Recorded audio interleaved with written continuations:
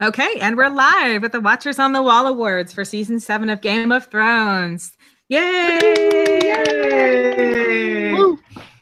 All right, thank you everyone for joining us. We're very excited, as you can tell, and thank you for your patience as we got settled in. It definitely took a few minutes. So I think the first thing that we probably should do is go around and say hi, introduce ourselves properly. I'm Sue the Fury. Everyone say hi. Hi, Sue. Hi, Sue. Hi. Hi, Sue. Why don't you say hi to the audience and introduce yourselves? Sure, I'll go next. I'm Samantha Wallace, and thank you for everyone for tuning in and being here. This is going to be a lot of fun.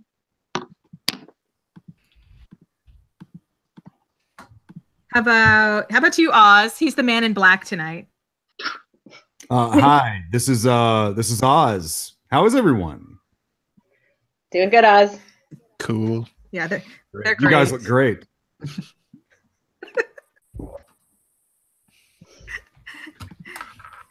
Have we told everybody how professional this is yet? Extremely. Always. That's all we produce. Okay, yeah, let's make sure we make that clear. This is completely professional. So. Okay, how about you, Petra? I'm Petra. Hello, Petra. Hi, Petra. It's an AA meeting. Hello. Why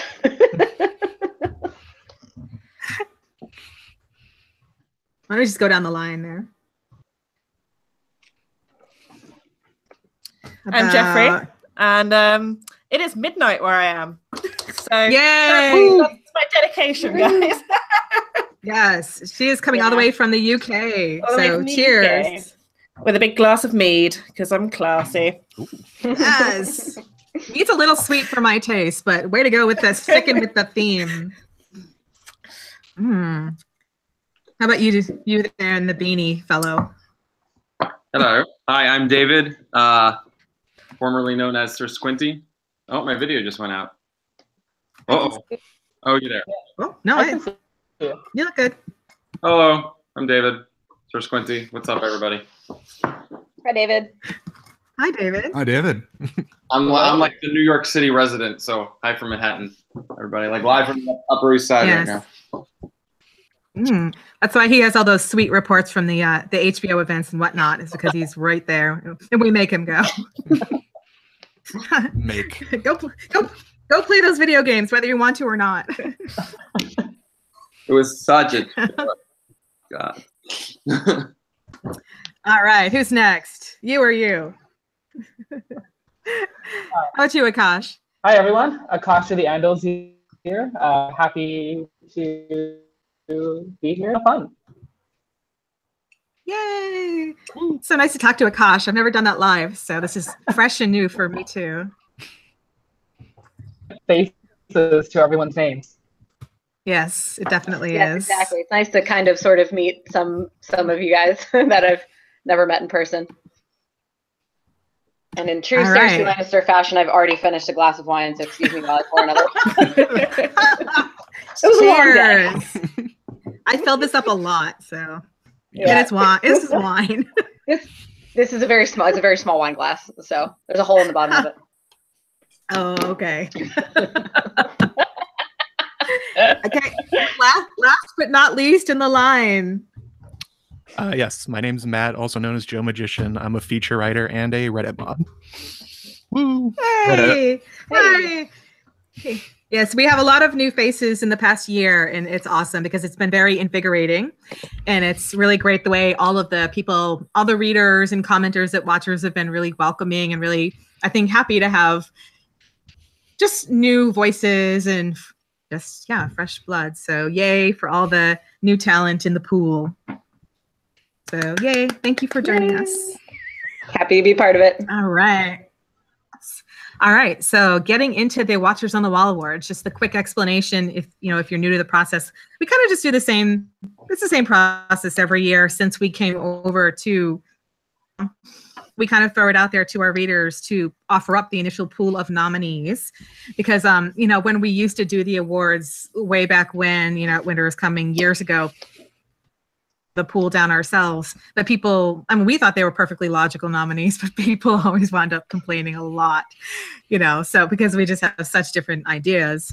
And it just made sense to us to like throw it out there to people, let them make the decision. So all of the nominees now, initial nominations post. Then we have a first round where we narrow it down to 5 in each category. And then we have the final round, of course, where we pick the winner. So, I mean, it's a long process, but it's very good for nailing it down. And there are some nice surprises by just throwing it out into the hands of the audience. And we have a good time doing it, I think. So speaking of doing it, let's get right to it. That was not a weird sex joke. Stop laughing. Okay, Sue.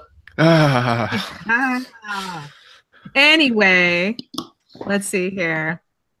So we're going to start off with I think it's a fun category. Much like sort of some of the major awards ceremonies, we like to also start off with Best Supporting Actress. For Best Supporting Actress this year, the top 5 candidates, as narrowed down by our readers, I think were well chosen. Not a huge amount of choices this year because there's a whole lot of killing going off in the last couple of years. But the top 5 candidates are Gwendolyn Christie as Brienne of Tarth, Ellie Kendrick as Mira Reed, Diana Rigg as Olenna Tyrell, Indira Varma as Ilaria Sand, and Gemma Whelan as Yara Greyjoy. So, before I announce the winner, does anyone have a particular favorite for this year that they want to sort of make their own case for? For me, I mean, you can't really go wrong with Olenna Tyrell, even before her very, very epic exit this season. I mean, I just always loved her. Very aptly named Queen of Thorns. But she was just one of my personal favorites. But I mean, I love Gemma Whelan. Yara Greyjoy is also always, a joy to watch. So I think this was a tough one for me, honestly. I thought this was it was a tough choice. For me, dungeon scene with Indira Varma is one of those things that's going to haunt me for a long time, and especially given that the Sand Snakes and Ilaria weren't, really fan favorites. The fact that scene left such a huge impression on viewer sort of leads me towards Indira Varma. Like, for a single scene to kind of change people's sort of lasting impression of a character is kind of extraordinary. Yeah, that was pretty remarkable. She had so little dialogue too. And she couldn't even speak. She was just is her dialogue. So. Yeah. I'll agree with Petra. I mean, I've said this before and I'll say it again. That's the most affecting scene I think I've seen in 7 seasons. That is the scene that has left the largest impression on me. And Lena Headey gets a lot of the credit, but without question, I don't think that's possible without Indira Varma just acting is reacting. She's incredible. Absolutely. Scene is still haunting. Totally. So I give my vote to her as well. Yeah. I'll echo a lot of the same sentiments. I don't think it was very particularly well served in the adaptation process. But I'm listening to the season 7 soundtrack, and The Long Farewell starts playing. I'm filled with these like instant emotional beats, and the first thing that pops into my head is just that look on her face. This is that Tyene was being poisoned. Just flawless. Yeah. Yeah, it's pretty incredible. I mean, I think for me, I thought they were all wonderful, and I kind of went back and forth, and I didn't want to not vote for Olenna just because she seems like an obvious favorite. But in the end, I did wind up voting for someone else just because I was so totally in love with Gemma Whelan in, like, especially Stormborn. Like, she has, obviously there's not a lot of talking, but even in the battle scenes, like, she's so expressive, and like just the way her heart breaks when Theon, just abandons her, as he does. I don't know.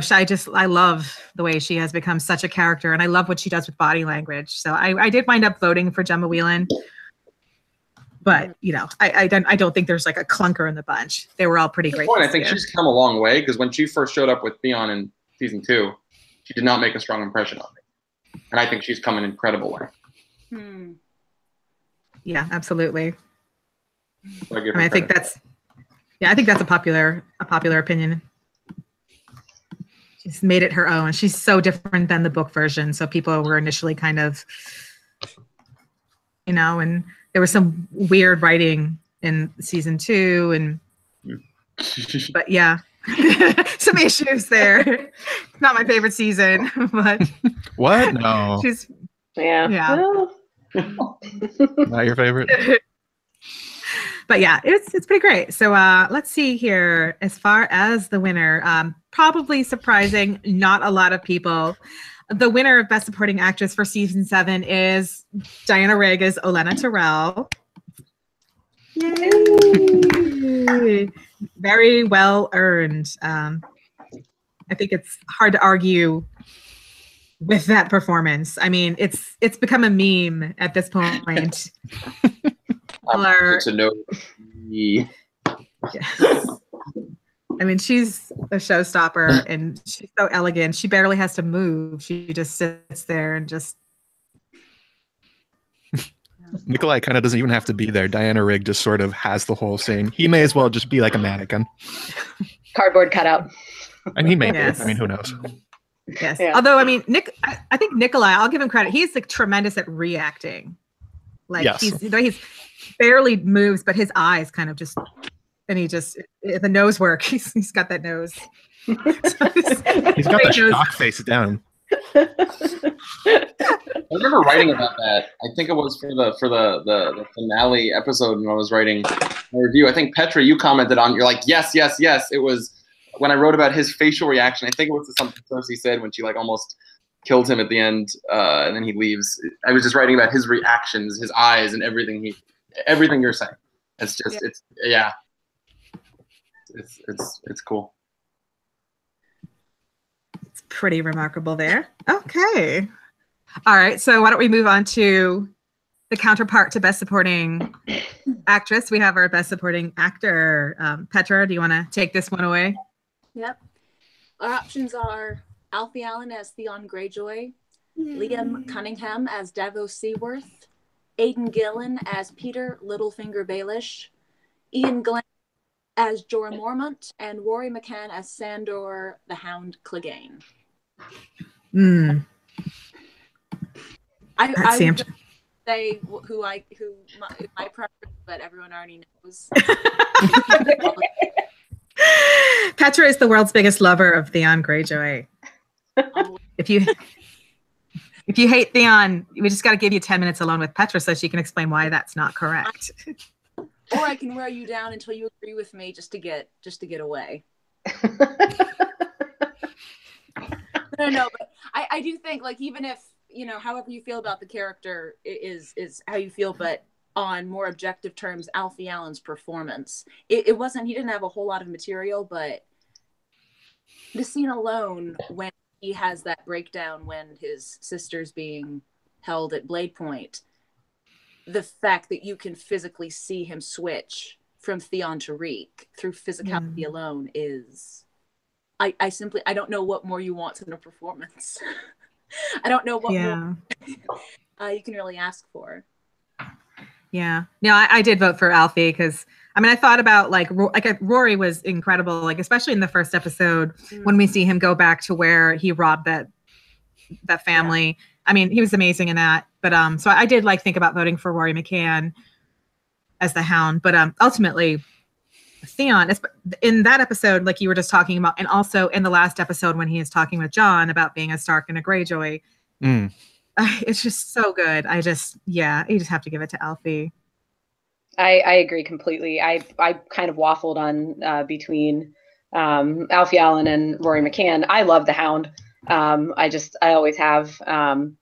And I mean, over the last couple of seasons, we're both obviously seeing them go through these super important, kind of ground shaking redemption arcs, I guess, if you want to call them that. But both of them as characters have just ended up in I think, completely different places than you ever would have expected from their first couple of seasons.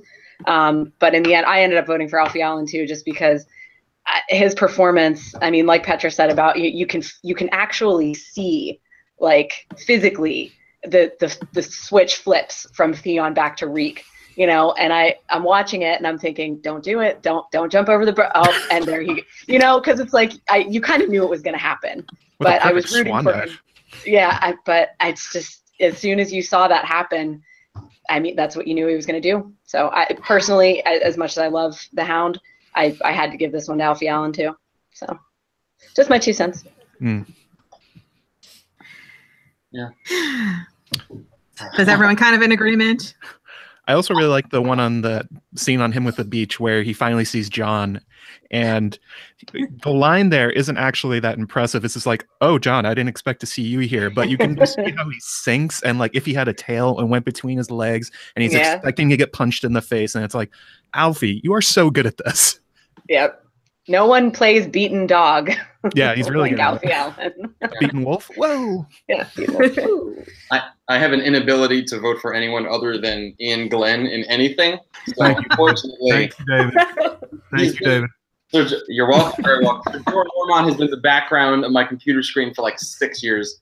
Literally a picture of, if you've never seen a picture of him like this, I'll send you the best picture ever. It's never changing. I love it. I love it. Alfie is great. Don't get me wrong, but I can't bring myself. He's too good. Yeah. I missed you. I love you. But now I miss you. I feel like we're not getting you, Oz, because you're the man in black there. So we're just like talking right over you. Oh no, you're completely fine. I'm wonderful sitting here in my dark room in my underwear and eating cheese puffs. I'm good. So it's just another day of the week then, basically. That's exactly right. That's what beefs do, Sue. Us beef in the South. We sit in our underwear. That's how he's writing all his posts on Watchers, just so you know. So you can picture that. That's quite a visual. That's good. That's going to stay You're with welcome, me. Sam. You're welcome. Thank you, Oz. Thank you. No problem. Oh my God. I don't feel like. I mean, Alfie, I think he's always been fantastic, but I really don't think Rory gets enough. I don't think he gets enough accolade for what he's brought to the entire story. Just because, I mean, every time he's on screen, you're just waiting on him to say, you know, fuck a llama or something, and say what? Always just something epic that he does. So I don't think he'll win. I'm sorry. Fuck a what? Fuck a llama? Is that what you said? Llama? What the fuck's a llama? Is right. I thought you meant salami. I left out blood. I know you're talking. Yeah, salami. Maybe he loves salami. And I heard llama. So. Well, salami's fine too. Llamas are good. A llama salami. A hound, a llama, and a salami walk into a bar. He eats all the chickens. Like the beginning of the best or worst joke ever.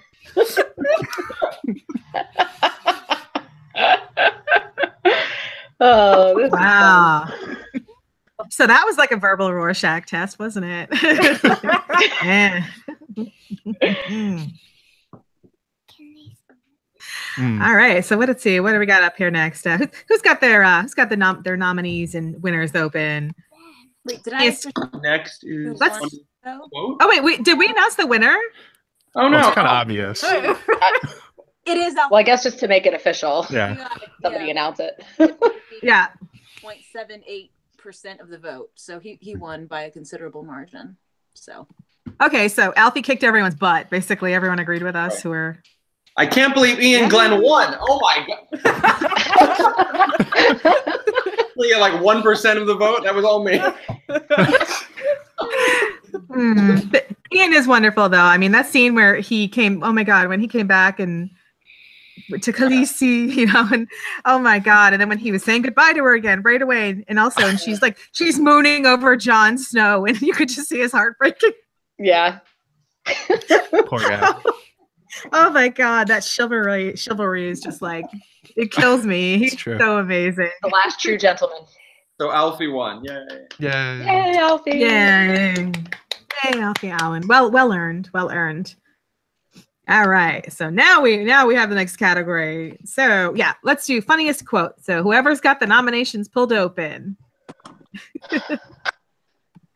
I have them. I just don't know exactly where on the screen I'm looking. Let's see here. I got it. If anyone else beat me to it. Whoever got it, got it. Go for it. All right. We have This is Jon Snow. He's king in the north by Davos. I want to make babies with her. Think of them, great big monsters. They'd conquer the world by 20. You gotta do that with a Norwegian accent. I can't. No can't. Olenna's line, that was Joffrey's sword, wasn't it? Not that he ever used it. What did he call it? Jaime, widow's wail. Olenna, he really was a cunt, wasn't he? Full shade. I thought you might be going by Davos. And the Hound saying, how does she look at you? Like she wants to chop you up and eat your liver? And Tormund responds, you do know her.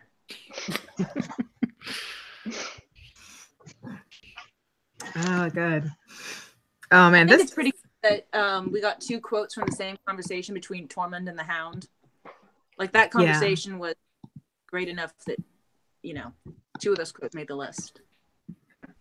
Yeah, that was a pretty damn great scene. But as far as quotes go, I think it's also pretty telling that there's two Davos quotes. And there are two lines that Liam Cunningham says is pure gold, frankly. Yeah. Like on the show, in interviews. Strongly agree. I love that man. Yeah, and they're not. I think those are two lines that could have been very flat. And there's a lot of other, like in the initial nominations, tons of them were from Davos. Like I felt like it was like a third Davos and like a third Tormund and a third the Hound. That's the ultimate. They're the third show, isn't it? Really, like if those three make it out. Yeah. I'm happy with that. But they're all hilarious, and Liam Cunningham just has incredible timing, and he's so dry. It just. Yeah. So yeah, I think I voted for that first one just because this is Jon Snow. He's king of the north, because it's such an unassuming line that it just, Missandei, and I give credit for, to Natalie Emmanuel for kind of setting him up, with her very straight-faced, she's a good straight man, and then he just busts out with that, like, so dry. So yeah, I had to give it to Liam Cunningham and that King in the North line. And I know it's very simple, but it cracked me up, and it kind of does every time I rewatch it. So that's what I think makes it so good though. And it's like, I don't want to necessarily say it's like a running joke, but it's become a thing over the last couple of seasons. Like, Dany's list of titles gets longer and longer and longer, and, normal subjects will sit there and just listen to them all being peeled off in the throne room and, just kind of nod and smile. And Davos is just kind of like, yeah, well, this is my friend John, and he drove me here. Like, it's just, it illustrates. Davos is just so not a normal, like, not the typical courtier type of person. We know that about him, but I just love that line because, even given where Davos has found himself at the side of a king, and he's still just kind of, this is John. What can I say? Well, there's also that pause between when he says, "This is Jon Snow," and then John looks at him. Oh yeah, the look. He's like, "Hey man, the King of the North." Yeah. Like, I'll throw them in there. You could call me like the King of Winter or something. This is all you got. Give me something. The White Wolf. That's a classic one. Titles. This is John, and he's got nice hair. He does have nice hair. Right. Stellar man. Sorry, go ahead. Davos feel as though he's just been thrown into this role that it's not like Davos was like, oh, Stannis is gone, I'm just going to go beat Jon's right hand. It's like, well, not a thing that he picked. He's just like the guy there. And just damnedest. Yeah, he's found himself in that situation more than once. In like baseball terms, he's like a utility infielder that keeps ending up on World Series teams. It's like, what's he doing here again? How is this guy on the team? He's got 4 World Series rings. What happened? Yeah. I'm a book nerd, and that just went way over. I'm just like, you're welcome, Sue. That was for you. It's like When you remember that Eli Manning has 2 Super Bowl rings, you're like, how? How did that happen? We're not going to talk about those. Sorry. That's the reference that went right over my head. I'm a Steelers fan. I have no room to talk after what happened yesterday. I got nothing. I don't know. I'm British. I only understand cricket. But I can tell you that Diana Rigg's going to be on Broadway soon, so I know Petra's There you great. go. Let's go like Super Bowl. I can talk about that. That is the Super Bowl of acting. I have to. What? I have to cast my vote. As much as Elena is someone that I kept ever just of how awful Joffrey was, and then true to form, Nikolai is such a great reactor. Like we're talking earlier, his face where he's like, he has that fatherly look of, I want to try and defend my kid, but yeah, no, not really. No, I just yeah, there's no defending. Hilarious. That's true. Mine was actually I thought you might still be rowing, just because I'm so deep in the fandom at this point. The show being self-referential just cracked me up when I first saw it. I was like, you guys acknowledge that you screwed up Gendry forever. I love you. Yeah. That was a good one too, for sure. Like I felt like it was just them acknowledging fandom. Like I felt important. So much. Ooh, where'd you go? She's turned into a robot. Was hello. Hello. Sue? She freeze? Is this happening? Sue. Frozen. Uh-oh. The others got her. Let it go, Sue. Did the video just go your comment that wonky, or is that just me? Coleman is watching us.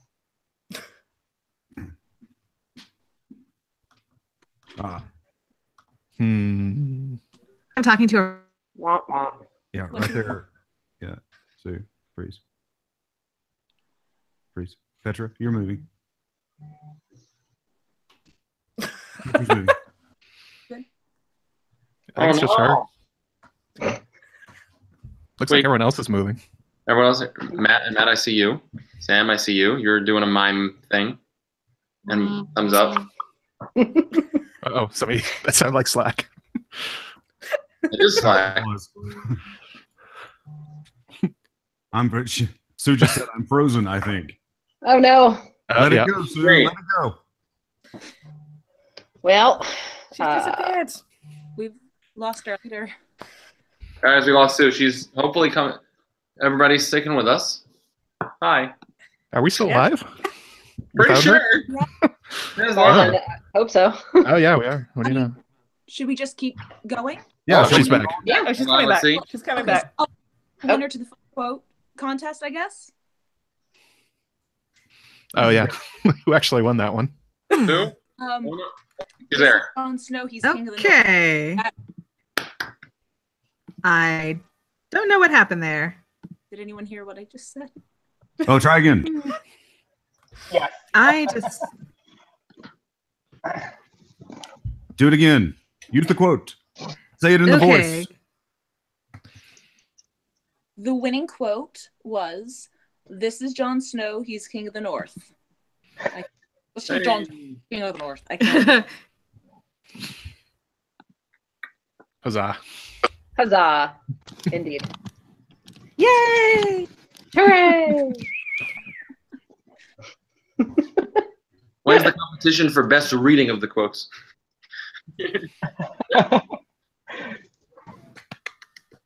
I'll be a spectator for that one. How is Sue? Is Sue still having? Sue is frozen again. No. I don't know why. Hear her. Try turning off your camera and maybe you can just do audio. If it's Works bandwidth. Yeah, I don't know. Can you hear me? Yeah. Just keep your camera. Yeah, I don't know why. It's fine. I can't. Sorry, YouTube's hating on you. It's probably because I was having to post on social media and stuff like that at the same time. Good times. Oh, we have a message saying which quote won. Uh-oh. It's because Petra, you have to read it in your Davos voice. I think Yeah, do it again. Do it again. King of the North. Still didn't hear it. All right, what's next? All right, Sue, are you there? Oh, man. Okay, let's see here. All right. Okay, next, are we all set with funniest quote? Yep. Let's say yes.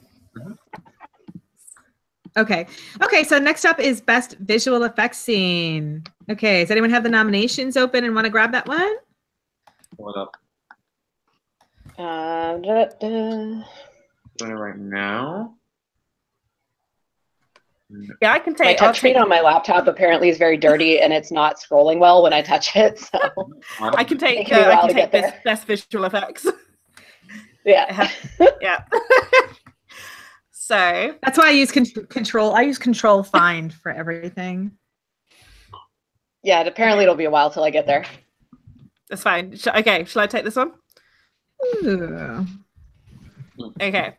So, best VFX scene. We have Daenerys arrives with her dragons, Viserion is killed, and Jon and co take on Army of Whites. Dothraki jump through the flames as Drogon turns soldiers to ash and lays waste to the loot train. Cool. Jon pets a surprisingly happy and receptive Drogon. Undead Viserion brings down the wall and the army of the undead walks through. And finally, Drogon makes a splashy entrance at the dragon pit with Dany on his back. So a lot of dragons this year, which it's interesting. You think about like how we had a shortened season, but it had just as much budget as the other seasons, and that makes sense now if you think about it was so effects heavy. So it was pretty damn baller. They couldn't find $5 for a direwolf. Oh. Oh. No. No, Not gonna let that one go, huh? no, Not now. never letting that Contribute one to go. that one guy's GoFundMe who's fundraising to be able to have Ghost back in season 8. Can we have a link to that? I'm contributing.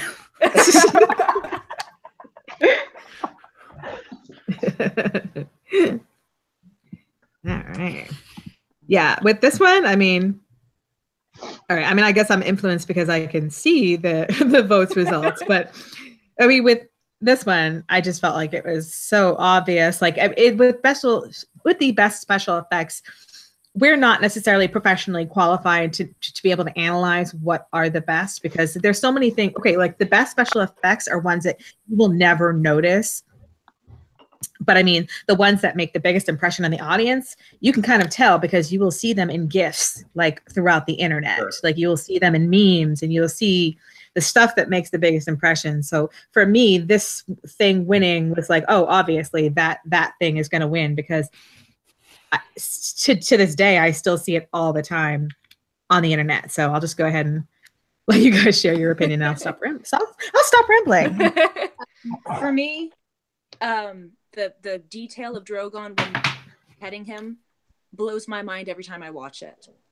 Like True. the fact that this is a TV show with a TV budget. This isn't a movie, and yet you can see every single scale on that dragon, especially the close up of the eye when he closes his eye and he opens it, and film on his eye that kind of peels back. Like the attention to detail hurts my brain, and I just can't. I had to. It's true. It was also really cool when he was going down to look at Jon and he was like gyrating his neck almost like a cat going in for pats or something. It was. I didn't notice. How did you do that? How did you do that with CGI? It's ridiculous. That was just absolutely incredible, visual effects wise. And I mean, I'm obviously not an expert, but you have to think that just creating a dragon in general, especially up close, is pretty impressive. But I have to say that, in terms of was the, Drogon makes a splashy entrance at the dragon pit, because it had so much, I guess, kind of meaning, because this is the first time that a lot of people in a lot of people of note, Cersei and, are seeing Dany she's there. She is in Westeros. She's in King's Landing, and she arrives on freaking Dragonback. Like, it's just I just love that for what it meant.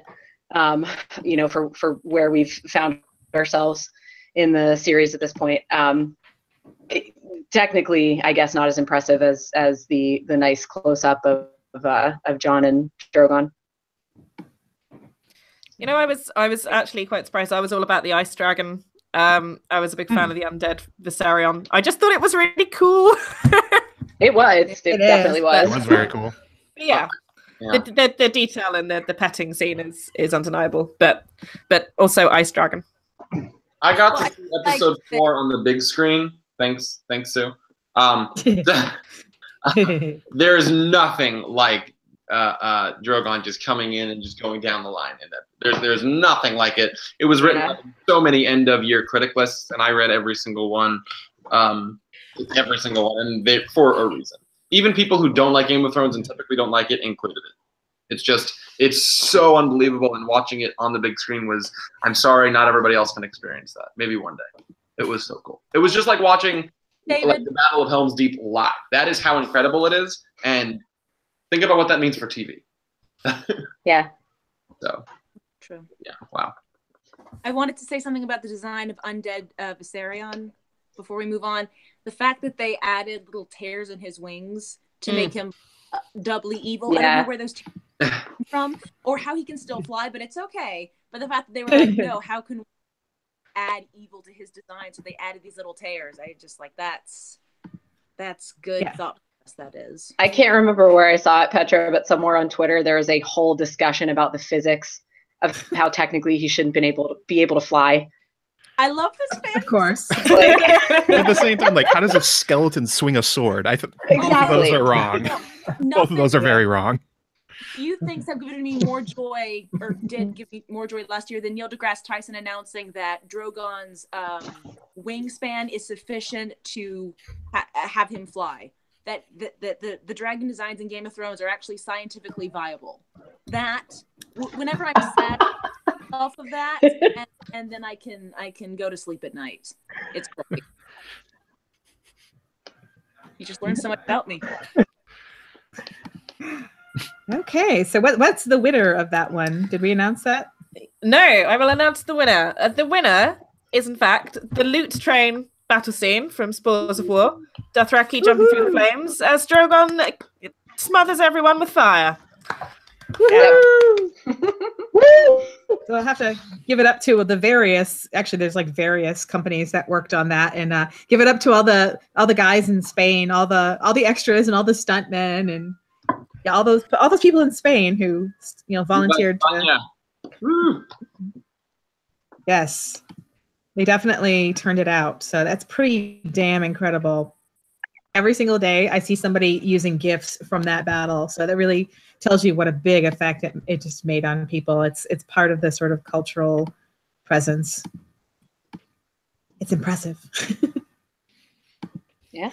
So yeah. Okay, so next up we're actually going to take a break from the awards for a moment and just we're going to do a giveaway. So we promised you more giveaways, and it's time for another giveaway. This would be more impressive if I was on camera, but it's not. So I'll just describe it. Okay. Anyway. Channel George R. R. Martin. I know, right? I'll just that would take a half hour, and there would be boars involved and nipples and somehow food. Nobody knows how food got involved. Yeah, there would be like cakes and eels mashed into the glass. So that's sounding like such a good night in. Boars, nipples, eels. That's how we do things in Britain. Fantastic. The British have some issues, so except for the nipples. Nipples are great. I'm not slagging off nipples. I am pro nipples, but yeah. Let it be known that Watchers on the Wall is pro nipple. Pro nipples. I'm gonna go with yes. Twitter if you don't mind, Sue. I'm gonna tag you. Okay. So here's the deal. So we're about to give away a really cool stemless wine glass because we are also pro drunkenness, and it's in homage to the Lannisters. It's a very nice stemless wine glass, and on it says, "I drink and I know things." So all you have to do to win this is to be the very first person in our comments, the Watchers on the Wall Awards live post at the top of the website right now. Go in there and be the first person to write the words Tyrion Lannister. Write it right now. Come on, commenters. I know you're watching and listening. Go ahead and write it. And we'll be watching and waiting to find out who is going to drink and know things. Come on. We have to see. And actually, we have already had a giveaway winner at the This is this is my favorite coaster right here. Oh yeah, let me see here. I didn't see it. Hold it up again. Oh, I'm sorry. Oh yeah. Wait, hold it up. Oh yeah, I see. Oh, that's what you do. That's my favorite coaster. Oh. Not for sale. Yeah. Giveaway. Oh. Let's see here. All right, who's win? I know somebody's won. Let's find out. Who's the first person? Because sometimes people. Oh, the first person. Oh, wait. Scroll faster, you bastard. My computer. It's a Dell. It can't help itself. Okay, the winner is Wolfish. Yay! Everyone, clap for Wolfish. Wolfish is the winner of this I Drink and I Know Things glass. So I'll be in touch about getting you the glass. And also, I do want to take a moment to congratulate Nymeria was our first winner earlier. Nymeria was the first winner of the evening because our first giveaway was for the Pop Vinyl Jon Snow and Bran Stark Funko 2-pack. That was sort of our door prize for Nymeria being the first commenter. So it pays to show up early and often, and there will be more giveaways. Yes. So yeah. So we got the. Oh, what? Was that? Oh, did you drop something? No, I thought. Oh no, I can hear you now. I thought the sound. I'm sorry. Yeah, it's an echo. Genius. Okay, let's see here. I'm going to pull up on the sidebar here to help out this. I'm going to expedite the process and pull up some information on the sidebar here so that people can answer things faster. Let's see. And we're going to be doing two very cool categories up next. It's going to be Best Guest Actor and Best Guest Actress of Season 7. So these are pretty fun categories, I think, because we have some really cool talent. The guest category, we have to sort of narrow, just to explain it, we have to define it very narrowly because, you know, there are some people that you might think of as a guest because the Emmys will they will nominate Diana Rigg as a guest, and she is absolutely not a guest actress. She is a regular supporting character on the show for many years, and she is in like many episodes. So she is definitely not a guest actress. So we tend to define it as people appearing in only a few episodes of each season, and we tend to cap how many they've been in for the entire span of the series, just in the spirit of recognizing people who are truly guest actresses with a limited amount of appearances.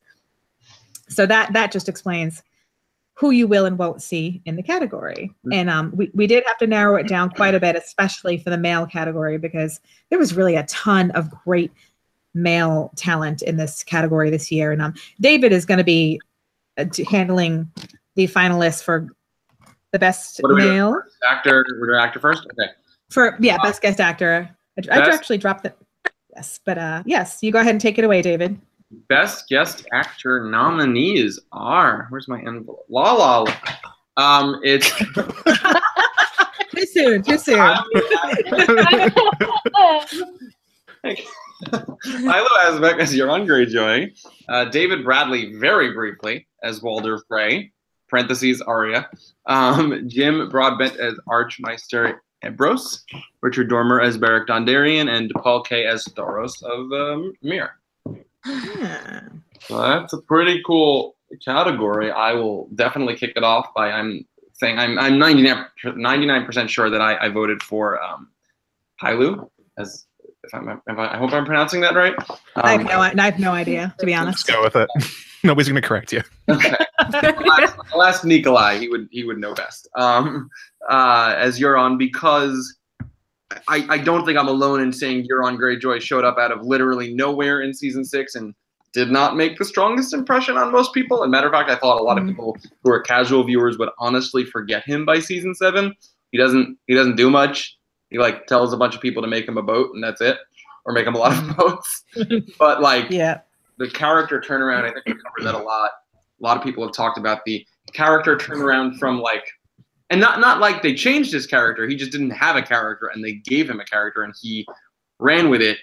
You know, you go from Joffrey to Ramsay to Euron, and no one, I think a lot of people did not want another like side sadistic kind of character, and he sort of came out of nowhere as this like, you guys remember 300, the movies from like 10 years ago when Xerxes came out on that like rocking thing, and the guitars were playing? That's like what I felt when Euron shows up in Cersei's court, just like jamming in his pirate suit and like baggy, what are those pants? I don't know. But he just made such an impression literally out of nowhere in his brief time and was awesome. So I gave him so many props for what he did. Yeah, so he was definitely my vote. Definitely. I mean, I think I did wind up voting for, I don't know if it's Pilu or Palau, I don't know, that very sexy man with eyeliner. But I will say that like if they had been in the finals, I might have considered voting for James Faulkner or Tom Hopper, because I actually really hoped that they would make the finals. They were the Tarleys, and but they didn't make the finals because there were so many great possibilities this year for best guest actor. It was just an overpacked category, and I just really loved what they did with their limited time, and they were like really true guest actors. I also considered voting for Richard Dormer just because listening to him is like butter, you know, like it's like sex on the air. It's so nice. His voice is so good it like almost doesn't fit. Sorry, I can't put you above Ian Glenn's smooth, delicate. Yeah. Leave David alone with his Ian Glenn books on tape.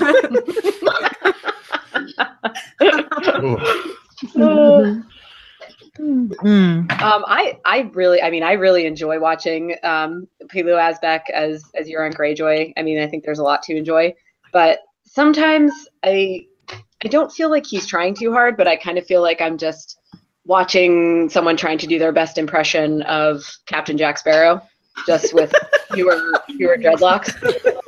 And I'm like, all right, I get it. Like, you're sexy and you wear eyeliner and you're a pirate, and that's wonderful. And that's not to impugn, you know, Pilu Asbeck's acting or, you know, his. And I agree with David that his development as character-wise was amazing from season 6 to 7. I just have always had such a love for Thoros of Myr. I don't know why. I mean, you know, we saw him until season 3, and then he was gone basically until, you know, for 3 seasons. Yeah.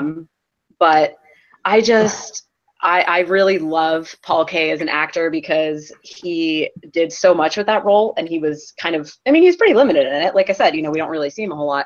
But I just thought what he did was just, you know, he went from this kind of like, oh, he's this wry, sarcastic drunk, to this, like, he plumbed these depths of emotion at times, you know, that was really, that scene with him and the Hound, where, you know, the Hound is going out to bury the bodies of the farmer and his daughter, you know, and Thoros just goes out and he doesn't say anything because he knows that this is like a really kind of delicate, weird situation for the Hound.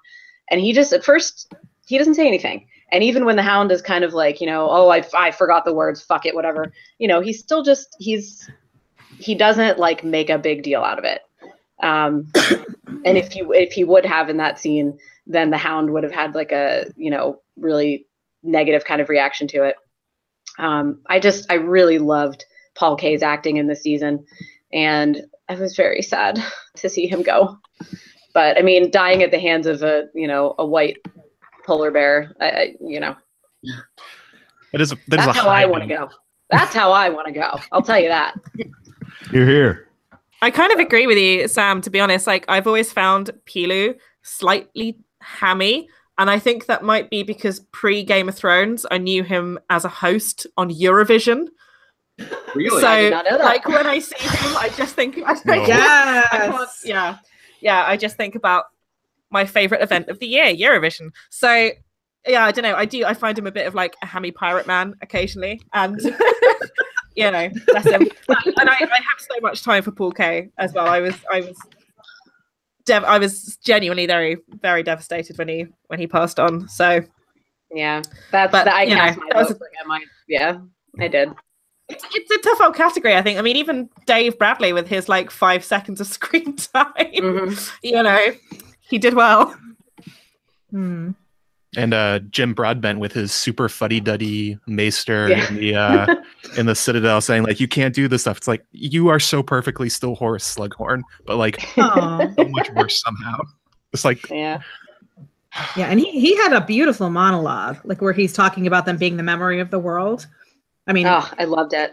Yeah, it was not a flashy role, but I mean, he was perfect in it. Yeah. Yeah, he was remarkable. Absolutely. All right, so let's find out who won. Oh, is this me? Yes, David. And the winner is I made my La La Land joke too early. The winner is Moonlight. Sorry, everyone. As Beck. Yay! Poor man's Jack Sparrow. Just kidding. It's so entertaining, though. So entertaining. It's a panty dropper. Okay. It's not really sponsored by PricewaterhouseCoopers. I want to make that very clear. In case anyone out there watching is wondering, not sponsored by PricewaterhouseCoopers. We were wondering that we were. So now they know that we're not. Yeah. Would accept the sponsorship though. Yeah. Would take that money. What's next? Yep. Best guest actress? Best guest actress. I have this pulled up. Sue, do you want me to take this one? Yes, please. Okay. So best guest actress, and again, under the same criteria that Sue explained as guest actor, had to appear in so many episodes, etc. So nominations. Keisha Castle-Hughes as Obara Sand. Aisling Franciosi as Liam Stark. Jessica Henwick as Nymeria Sand. Rosabelle Laurenti Sellers as Tien Sand. And Bella Ramsey as Lyanna Mormont. And discuss. All right. Well, I mean, I know the Sand Snakes are not the most popular people, but I thought they did a good job this year. I mean, especially Tyene had that incredible scene in the dungeons. So I'm trying to remember. I actually can't remember whether or not I wound up voting for Tyene or Lyanna, but I mean, I thought they're kind of the obvious two front runners in the category. Mm-hmm.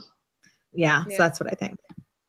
I mean, Franciosi didn't get even a line this season, I don't think, but there is unless you count her wedding vows, which is one line that we hear. Oh, yeah, she does. She didn't mess them up though. She did not mess them up. But no, but there was a line. This is from season 6, but I want to just throw it out there. When she says, "I missed you, Big Brother," I've missed you, Big Brother, and young Ned says, "I missed you too." I get the complete history between those two in just that little exchange, and that scene always just balls me over because these two actors have presumably never worked together, and I completely 100% believe that they grew up together. And something about that particular line delivery destroys me every time. So just want to that's not applicable because that was not season 7, but I just wanted to get that off my chest. I agree. I do. Mm-hmm. I mean, for my part, like I agree with the fact that the Sand Snakes were just Don't even get me started on how mistreated they were. We'll be here all night. You know, and I really did want to vote for either Obara or Tien, especially based on you know, that scene with Cersei and Tien and my God, I'm drawing a blank right now. I've apparently gotten Cersei and had too much wine. Scene in the It's a good way to go. Yeah. Anyway, so I mean, that was an incredible scene, and you know, she did a wonderful job in that scene as well. But I had to go with Bella Ramsey as Lyanna Mormont personally. You know, we only saw her a little bit, but I love strong women, especially strong young women.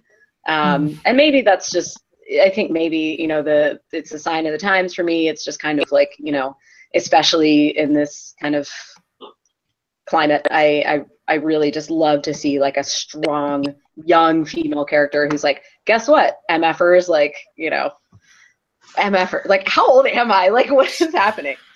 I'm not going to sit idly by and like do some knitting. Well, you know, whatever. I really love her. So my vote went to Bella Ramsey. Yeah, she's like, I'm only 11 and I'm already out of fucks. I am already out of fucks to give at age 11. Yeah. Yes. Yeah. Like most women. I hope she has much more to do in season 8. I really do. Yeah. She's great. Yeah. I also thought it was very impressive that they gave her sort of a cut down version of North Remembers speech, but they have Wyman Manderley sitting right there ready to give the speech. It's like, no. We're going to give that to a little girl over there. She's going to do way better than this guy. It's like, I mean, and she did. So crushed it. Made John actually look kind of cowardly, which is hard to do. Awesome. Yeah. Do we have any other comments before we reveal the winner? No, I think we're good. Okay. Well, no, we're drinking. Yeah. Well, the winner is best guest actress, Bella Ramsey as Lyanna Mormont. Yay! Yay! Good job, Bella. Nevertheless, she persisted. Yes. 2 years in a row. Yeah. Good for her. She kicks ass. She is at very high. I don't remember the percentage, but it's pretty high. So yeah. 55%. Good job, Bella. And she's still young, and she just seems like a really good, down to earth kid. So good for her. I will miss Rosabelle. Yeah. Yeah. No. Too much bad pussy. Is that what that poison was? Oh my god. Oh no. No more bad pussy. But I will say this for the bad snakes though. I actually feel that Stormborn is like we'll talk about this in best battle. I actually feel like that's the best like battle stuff. And I feel like the women, those two, you know, Obara and, you know, Jessica Henwick is, oh my God, I'm like so drunk, like Nim. Like I feel like they were really great in their fight scenes and all that. So I'll give it up to them for that. So I'm done giving them crap or whatever. I feel like they were those Keisha Castle Hughes and Jessica Henwick were great in their scenes. So for sure. That's all I have to say. I'm making hand gestures and you can't even see me. So yeah. Anyway, so yeah, next up is the all-around best quote. Anyone want to take that? I dropped the nominations onto the sidebar in the group chat. If you want to grab that, anyone? Hey, before we move on, I need to recognize something real quick. If we got just like 2 seconds, young Hodor, Sam is actually watching the show right now. Get out of here! And has commented in the section on the site and has said that we do need to take note and at least give some notice to the job that Ed Sheeran did. So, Sam, I think you're right. And thank you for watching. And yeah, I think you're absolutely correct. Yes, for sure. He says thank you. Sam is such a. Can I just tell you, I was super, super tired and drunk at Con of Thrones and talking to Sam Coleman, and he's the nicest guy, and he's so smart. Can I just say that right now? He really is. He's great. Being in, there was one morning where Sam and I and Kate ended up in the gift shop at Opryland all at the same time, and it was a very, very surreal, weird thing. But it was wonderful. Like I don't know how I'll ever live that moment again. It'll never happen again. But it was outstanding. Yeah, it was. It's funny. I was coming out of my hotel room like one early morning, and I stumbled into Miltos Yerlamu, and he was just looking for like really good coffee. And I don't drink coffee, so I couldn't help him. But yeah, Con of Thrones is wild like that. So, but everyone is so nice. Oh, he says, and he bought a toothbrush. Also, he says, thanks, Oz, aw shucks. Oh my God. You're welcome, Sam. So he's watching. It's for everybody, audiences and actors and crew alike. Watchers on the Wall. I can't believe this Google Docs thing. Could just make up his own award, the Sam Coleman Award. This should. And he wins. Wow, that was incredible.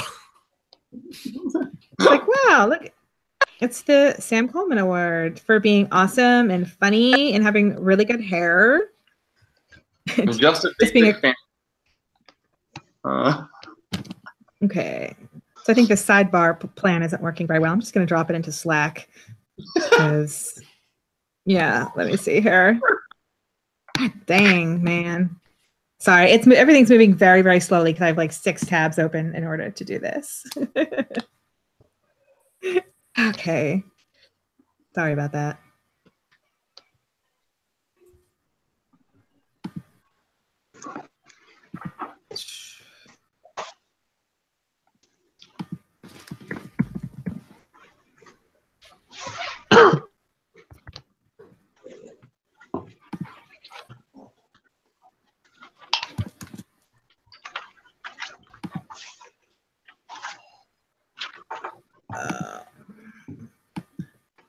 Let's see here. Okay. Sorry, you're waiting for, was somebody waiting for the best quote? Is that where we're? Yeah, we're all around best quote. Okay. I mean, I have it pulled up, but I just did the last one, so I don't want to. I want to hog screen time here. I have it here. I mean, I've already done 2. I don't want to hog it, but if somebody else hogs it. Yeah, right. I'm just trying to pull up some of the categories to send people on Slack. But yeah, keep it going. Let's have somebody announce the all around best quote. I can do all around best quote. I've only done 1.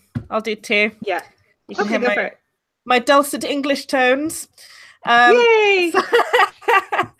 So all around best quote of season 7, we have Sansa Stark. When the snow falls and the white winds blow, the lone wolf dies, but the pack survives.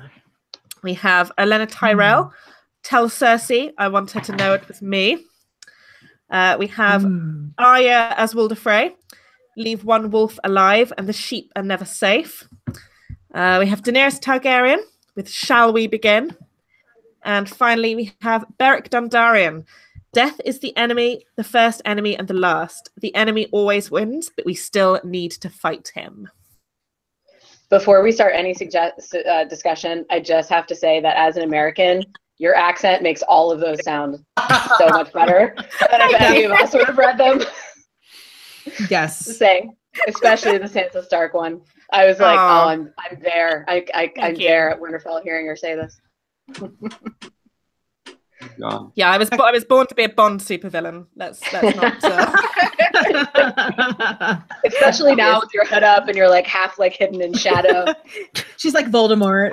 I love it. Like a cross between Voldemort and Attack the Block. It's perfect. That is top of my CV. First thing in the morning. Yeah. So. Yeah, let me see here. I'm thinking about the quotes. You know what? I mean, you can't go wrong when they're using a quote that's completely a George R.R. Martin quote.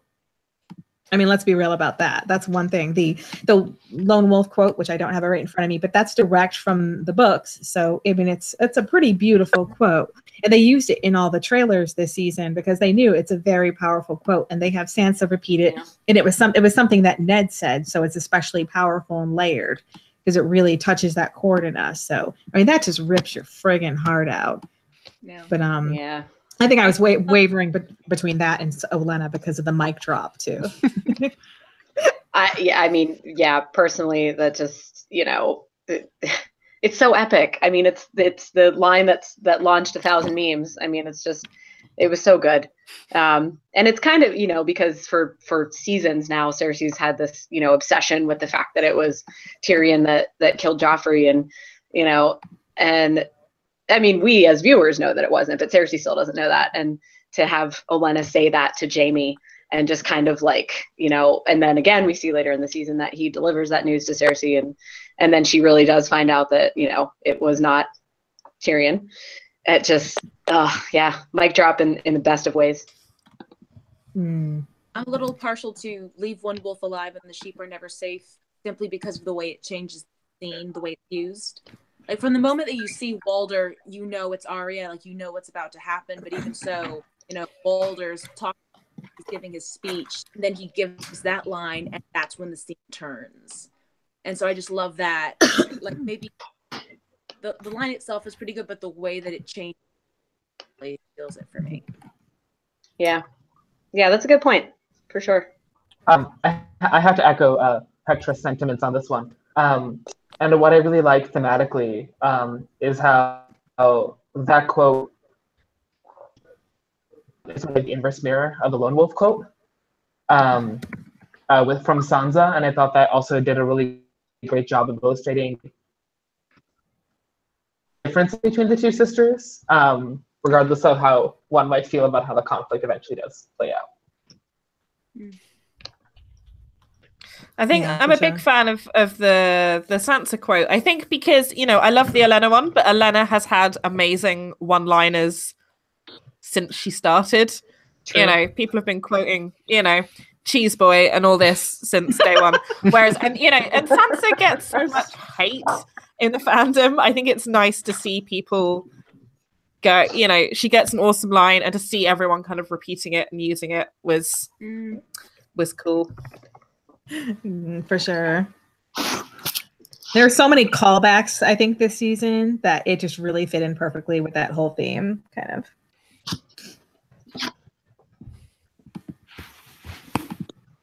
Yeah, so I guess we'll go ahead and announce the winner. What is it there, Jeffrey? Oh, yeah, it's me, isn't it? So the winner is,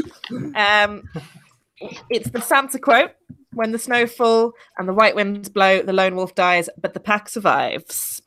Yay! Santa time. Oh, solid quote. Yes, you can't really argue with that. Yeah. It's very powerful. Touches you right here. Okay, let's see here. All right, let's move on to the next one, which is best death scene. I think Akash is going to take that one. Yep. Yep. And my two favorite categories: speeches, and I love death scenes. So this is just perfect. I don't know what that says about me as a person.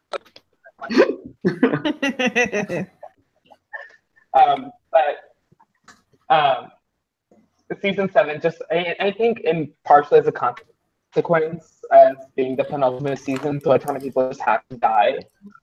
So many good death scenes.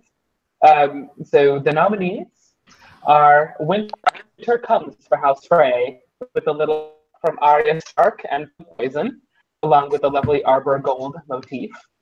Second nominee is Olenna Tyrell, who knows Rwanda sends a final message to her arch nemesis. Third nominee, Peter Littlefinger Baelish, finally gets what's coming to him and has his throat slit. The incredible dungeon sequence in which Tyrion Sand is poisoned by Cersei, and Ilaria is locked away with her forever at just the right distance so they can never actually embrace one another again. And the fifth, last but not least, it goes to Viserion the Dragon is held by the Night King and launched literally thousands of actual screens across the globe. Chime in with your thoughts on the best death scene of season 7.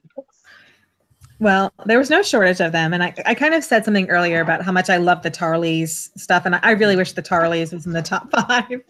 But like, 'cause I just thought it was so elegant and beautiful the way they had the Tarleys sort of connect with each other and they get roasted, but that's not in the top 5. But no, despite there being a lot of great choices, I do think that Olenna's death scene winds up being the best, not just because of the mic drop, but also because of her conversation with Jamie beforehand. And she really does go out on her own terms. You know, she's always been a powerful woman who lives life very much on her own terms. So to see her, you know, she doesn't win the game, but she is not diminished in the end.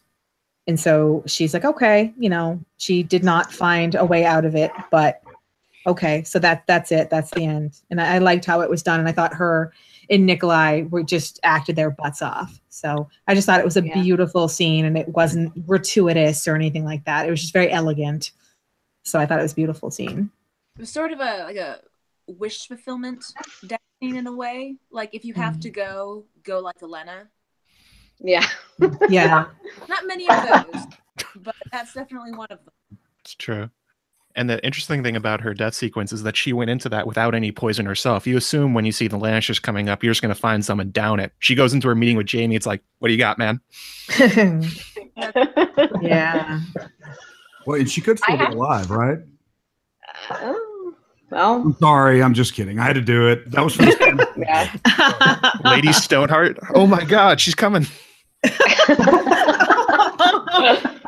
Oh, I swear to God. One day. I have to say, personally, I think that, I mean, obviously the Olenna one again is just, you know, just the ultimate in a mic drop in terms of a death scene. But, you know, looking at the nominees, you know, they're, you know, obviously one of the jokes about Game of Thrones is that characters die all the time. Favorite characters die all the time. But so many deaths that happen in the show are not just, what happens when that character dies, like that death doesn't end anything. You know what I mean? Like when Ned Stark loses his head, I mean, arguably like that sets in motion not most of the events, but you know what I mean? I tend to look at a death in Game of Thrones as like, what kind of meaning is it going to have for the rest of the series? And I don't think you can argue the fact that Viserion's death and then resurrection, I mean, that's just what that's going to mean for the final season is just, damn. I mean, damn. Like, yeah. I honestly, even though it broke my heart into 1,000 million pieces on the floor, my favorite death was Viserion's, because then looking at it going forward, you're like, holy shit. This is, because we know from going forward that either Drogon or Rhaegal is going to have to kill him. You know, one of the two surviving dragons is going to have to kill his undead sibling, you know, and it's just the wall coming down and everything else. I mean, for me personally, it was definitely Viserion's death. That was the most important, I think, of this season. Yeah, it was pretty significant. I think I didn't vote for it just because it didn't have as much emotional impact on me, but it was absolutely game changing, like you're saying. Like it just, like, wow, like the fact that there's an undead dragon, and one of his brothers is gonna have to, or siblings, I should say, because they're, you know, I cried. neutral, but like I'm not ashamed to admit it. I cried. Yeah, it didn't hit me in that emotional sweet spot, like just because I do feel like they should have spent more time building up Viserion, because they've invested so much in Drogon, and I feel like that's a sort of major weak spot in Beyond the Wall in general. Because they have Viserion set up as the big death, and yet they've they angled the emotional stuff towards Dany and Jon. So in that episode, so I just felt like that. And Drogon has always been the clear favorite of the dragons. Oh, you know? But again, I think for me it was just like the implications of what it means, you know, for the rest of the series, because that is, you know, damn. Yeah, absolutely. That one was that was my vote. I couldn't get over the spear though. That one just kind of. I was like, oh, just like. Did anyone else see that? Spear at 1,000 miles an hour. I'm like, oh, come on. That Olympic javelin thrower. Yeah, that was so good. The Night King Wearing the Olympic style and it's form. incredible. Yeah. I think, and I guess to go into it will bleed into the next category. I think there's just something about, like I said, that one scene in the dungeons with Tyene and Ilaria being tied up, because I think Game of Thrones is about the little moments. And yes, the dragon makes for a great gift all over the internet, and no one can stop talking about it. But the reason that I think this show as a fantasy succeeded where others didn't is because of the small character moments. And that small scene doesn't even really advance the plot, but it's incredible. And it's magical. Or not. Well, it's horrible. But magical acting. Magical acting, horrible outcome. Acting, and as we'll go into the next thing, I'll definitely talk more about it, but that's still affecting to me. So that was definitely my vote. Okay, let's find out what the winner was. Anyone else want to chime in on the category before we announce the winner? I liked seeing Littlefinger die because I'm bloodthirsty. That to me was like, yes! I think it was just nice because so many of the deaths in Game of Thrones aren't satisfying. Like, you don't necessarily want the character to die, and then throughout that whole scene I was just like, die, bitch! It wasn't particularly his death that I really enjoyed in that part. It's where Sansa just points her head towards him. I'm like, all right, well, there goes the jaws on the neck. You're done, boy. Yeah. No, that was definitely satisfying. So the winner, to no one's surprise, with a whopping 62.2, goes to Lady Olenna Tyrell. Yay! Woohoo! Good job. What came in second? Just curious. I don't remember. Arya killing the Freys. Oh yeah, because that's pretty impressive. Just that's a lot of killing. But yeah, that was my moment of thinking to myself underlyingly, how bloodthirsty really are you? To watch all the Freys collapse one by one onto the ground is great. It was pretty amazing. Okay, so we've got best speech. Can anybody hear her? Hello? Full robot. Yeah, can you hear me? There you go. Oh, Yep. I know. Yep. Okay. There we go. Matt, why don't you take this one? We're going to be doing best speech next. Beck's speech? Okay. Yes, Oh, boy. and Give me I dropped that. the most reading. I'll help you. I'll help you, Joe, if you want it.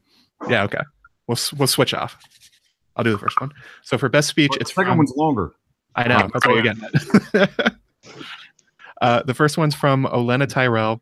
I'd hate to die like your son, clawing at my neck, foam and bile spilling from my mouth, eyes blood red, skin purple. Must have been horrible for you as a Kingsguard, as a father. It was horrible enough for me, a shocking scene. Not at all what I intended. Tell Cersei. I want her to know it was me.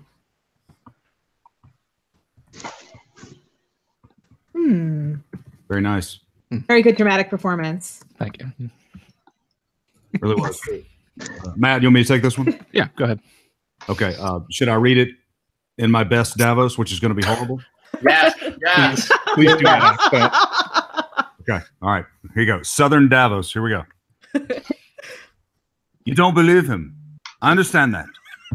It sounds like nonsense. But if destiny has brought Daenerys Targaryen back to our shores, as it also made Jon Snow king in the north, you were the first to bring Dothraki to Westeros. He is the first to make allies of wildlings and Northmen. He was named Lord Commander of the Night's Watch. He was named King in the North.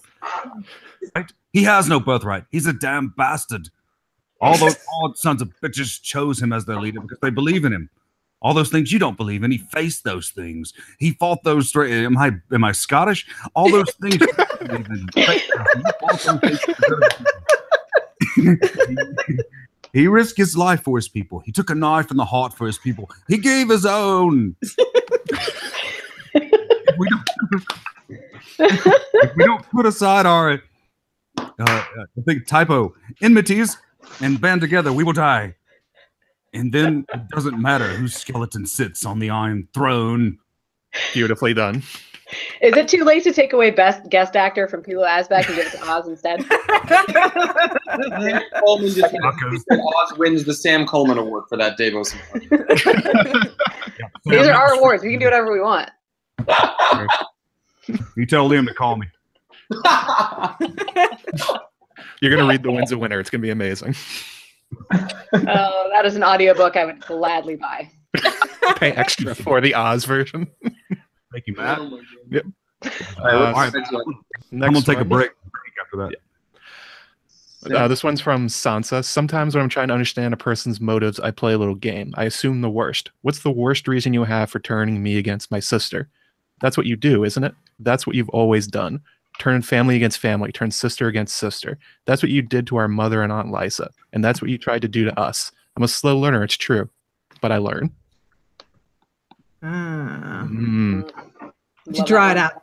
I'm a slow learner, but I learn. Not a good voice actor myself. Same. And then from... do you want to... Yeah, go ahead. Me? Yep. Okay, all right. So do y'all want to hear my Cersei or should I just read it? Oh, boy. Can you do Davos again? Do Davos as Cersei. Oh, God. Okay, ready? Davos as Cersei. All right, this is Cersei. When my daughter was taken from me. Oh my God, it's Lena. She's here. You can't imagine how that feels unless you're a lost child. I've found breast, even though they told me to give her. I don't know if I can finish this, y'all. I couldn't bear to see her in another woman's arms. I never get to have a mother, but Marcella did. Took her from me. Why did you do that? Doesn't matter now. Your daughter's a beauty too. Those brown eyes, those lips, perfect Dornish beauty. I imagine she's your favorite. I know. We're not supposed to have favorites, but we're still only human. We love whom we love. I'm sorry. I can't understand you. That gag makes it impossible to understand what you're saying. It must be frustrating. We all make our choices. You chose to murder my daughter. You must have felt powerful after you made that choice. Did he just win Best Guest Actress too? I think he did. My God. Lena, is that you? Scottish Lena. Oh God, I love that. And then I've never done this before. Did it beautifully. And for the last one, it's Arya Stark as Walder Frey. Maybe I'm not the most pleasant man, I admit it, but I'm proud of you lot. You're my family. The men who helped me slaughter the Starks at the Red Wedding. Yes. Cheers, brave men, all of you. Butchering a woman pregnant with a baby. Cut the throat of a mother of 5. Slaughter your guests after inviting them to your home. You didn't slaughter every one of the Starks. No. That was your mistake. You should have ripped them all out, root and stem. Leave one wolf alive, and the sheep are never safe. When the people ask you what happened here, tell them the North remembers. Tell them that winter came for House Frey. Delicious. I say as I pour the rest of the wine bottle into the glass. What are you actually talking about? Somebody posted in the comments, said, y'all drunk. And I'm like, you do not know how great you are. Aaron's Absolutely. Aaron's unks. Nope, sorry. Refill. Refill. I was just gone getting a refill for the past 3 minutes and you had no idea. I'm getting there. Woohoo. So yeah, those are some long ass speeches. Yeah. I didn't catch it the first time. Can you guys just go through them one more time? Oh God. No, we're raising our rates for the second run through. So yeah, I mean, as far as the speeches, I mean, I have to say, like, I just think that Cersei, like Lena Headey is fucking extraordinary, like in her whole spiel. Like she's so intense and she is just in that moment. Like I was just blown away. And yeah, I think that is one of the most haunting scenes in the entire series. So, I mean, I voted for that easy, like click, boom, done. And part of what made watching that scene the first time so memorable was that I really didn't know what was going to happen. That, you know, she's giving this monologue and something is in store for Tyene, but she plays around with it. She gives this long monologue, tantalizing both Arya and the audience to figure out what actually she has in store. This like horrific journey over the course of that monologue with Cersei. You keep expecting her to say like Sir Gregor or something, just because he's standing right there. I remember she said those brown eyes. I remember the first time she said that, I thought she was gonna, Oberyn. Oh yeah. And I'm sure they put that in there to mess with you, but then they, eventually you see what's actually happening. Yeah. I think that one. I had to vote for that one just because it was the Cersei one, just because it was so. Not that the other ones aren't good, and they're all kind of good in their own way, but the Sansa speech and that one's kind of, and the Olenna one, like it's like that's kind of like almost kind of like revenge motivated a little bit, I guess. And then the one from Davos, is like really like, heavy with a lot of meaning for, what's to come, I feel. But that scene with Cersei and Ilaria and Tien, it's just, I think, David, you mentioned this earlier and we were talking about it, but the acting that, Ilaria and Tien did without any actual dialogue, but just, by the end of it, once you get to the end of that scene and you realize what Cersei's method of revenge is that Ilaria is literally going to have to watch her daughter die and decompose into dust in front of her for the rest of her life. I mean, it's just, and Lena Headey just delivers that with, that I definitely voted for that one. That was, there were a lot of really good ones this season, and this was a tough category for me, but I don't think anything had as much. David, what are you making? Did you bring enough for the class? I'm heating up some beans right now, everybody. You want some? I'm sorry, I just saw your microwave door swing open, so I just had to. That's what that is. Yeah. Anyway, Lena Headey, Cersei. That's my vote. I'm going to echo my support for the dungeon scene. In part because they're just like from a writing perspective, it's very really stick with me in a meaningful way, which I realize is like a very different subjective barometer for everyone. There's so much meaning just sort of packed into that single speech. And for me, the moment that really clicked it, that I'm a bigger fan of Lena Headey's Cersei over the Cersei of the books. And there's this vulnerability that she often brings to her performance that I think prevents Cersei from becoming too top. And so she has that moment of asking, why did you do that? And when she sort of broke away a little bit from being the queen of the Seven Kingdoms and all the other titles, at that moment she just became someone who was wronged. And I thought there was simplicity, rawness, and vulnerability to that. That was perfectly done. And I don't know why Lena Headey doesn't have an Emmy yet. It's ridiculous. It's a travesty. True. Everyone else is garbage. Everyone else is garbage. I especially liked Lena's scene because so often in Game of Thrones they don't do real terror well. They do like gore and they do really graphic things. But in that scene when you're sitting there, you just shift so uncomfortably as it keeps going. And like Petra was saying, you don't know where it's going. and you're imagining every terrible thing Cersei could do, and it's just the one you don't imagine. It's so well delivered. But I think the one that got my vote was Arya's, just because I can't help but fist pump when the North Remembers comes up. That's just the thing. Yeah, somebody says that, I just start going. You're a fanboy through and through. I know. Yeah. I can't help it. And it's also a cool. He's a cheap date for North Remembers. It's also a cool scene in the way that it works with tension, because you know what's going to happen the entire time. It's not a surprise that when Arya reveals himself, and yet there's still tension when you're watching it. He starts out congratulating them, and he moves on to what he really means. It's kind of amazing that even though it's quote unquote predictable because you know what's going to happen, you're still on the edge of your seat.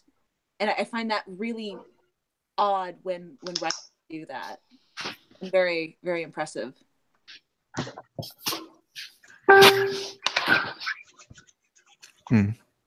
right. Probably about time we find out who won this interminable best speech category. God.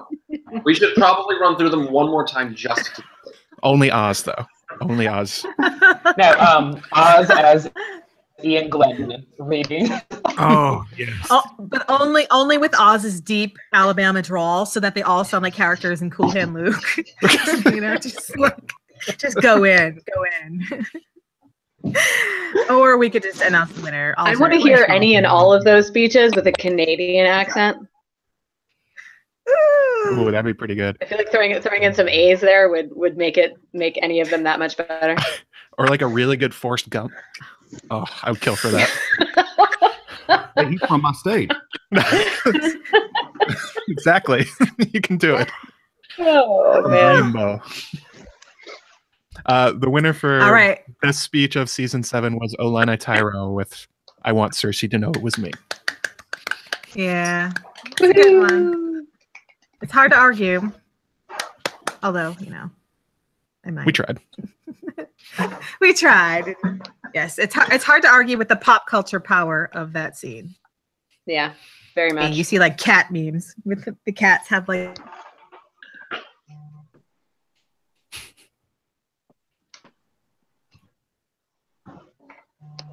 Do we lose Sue? I think so. Sue, come back. Scarves. Oh wait, it froze again, right? Yep. Or I froze. You froze.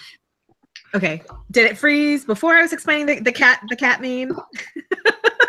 During. Halfway through, I think. So I'm sure it sounded super articulate.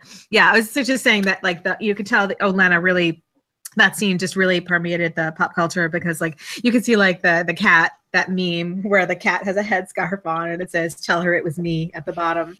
Just things like that. And I still see them to this day on Twitter.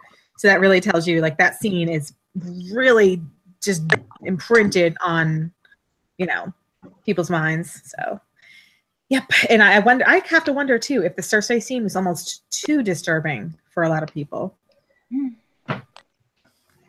If it was too disturbing for a lot of people, then why are they watching Game of Thrones? Good question. Good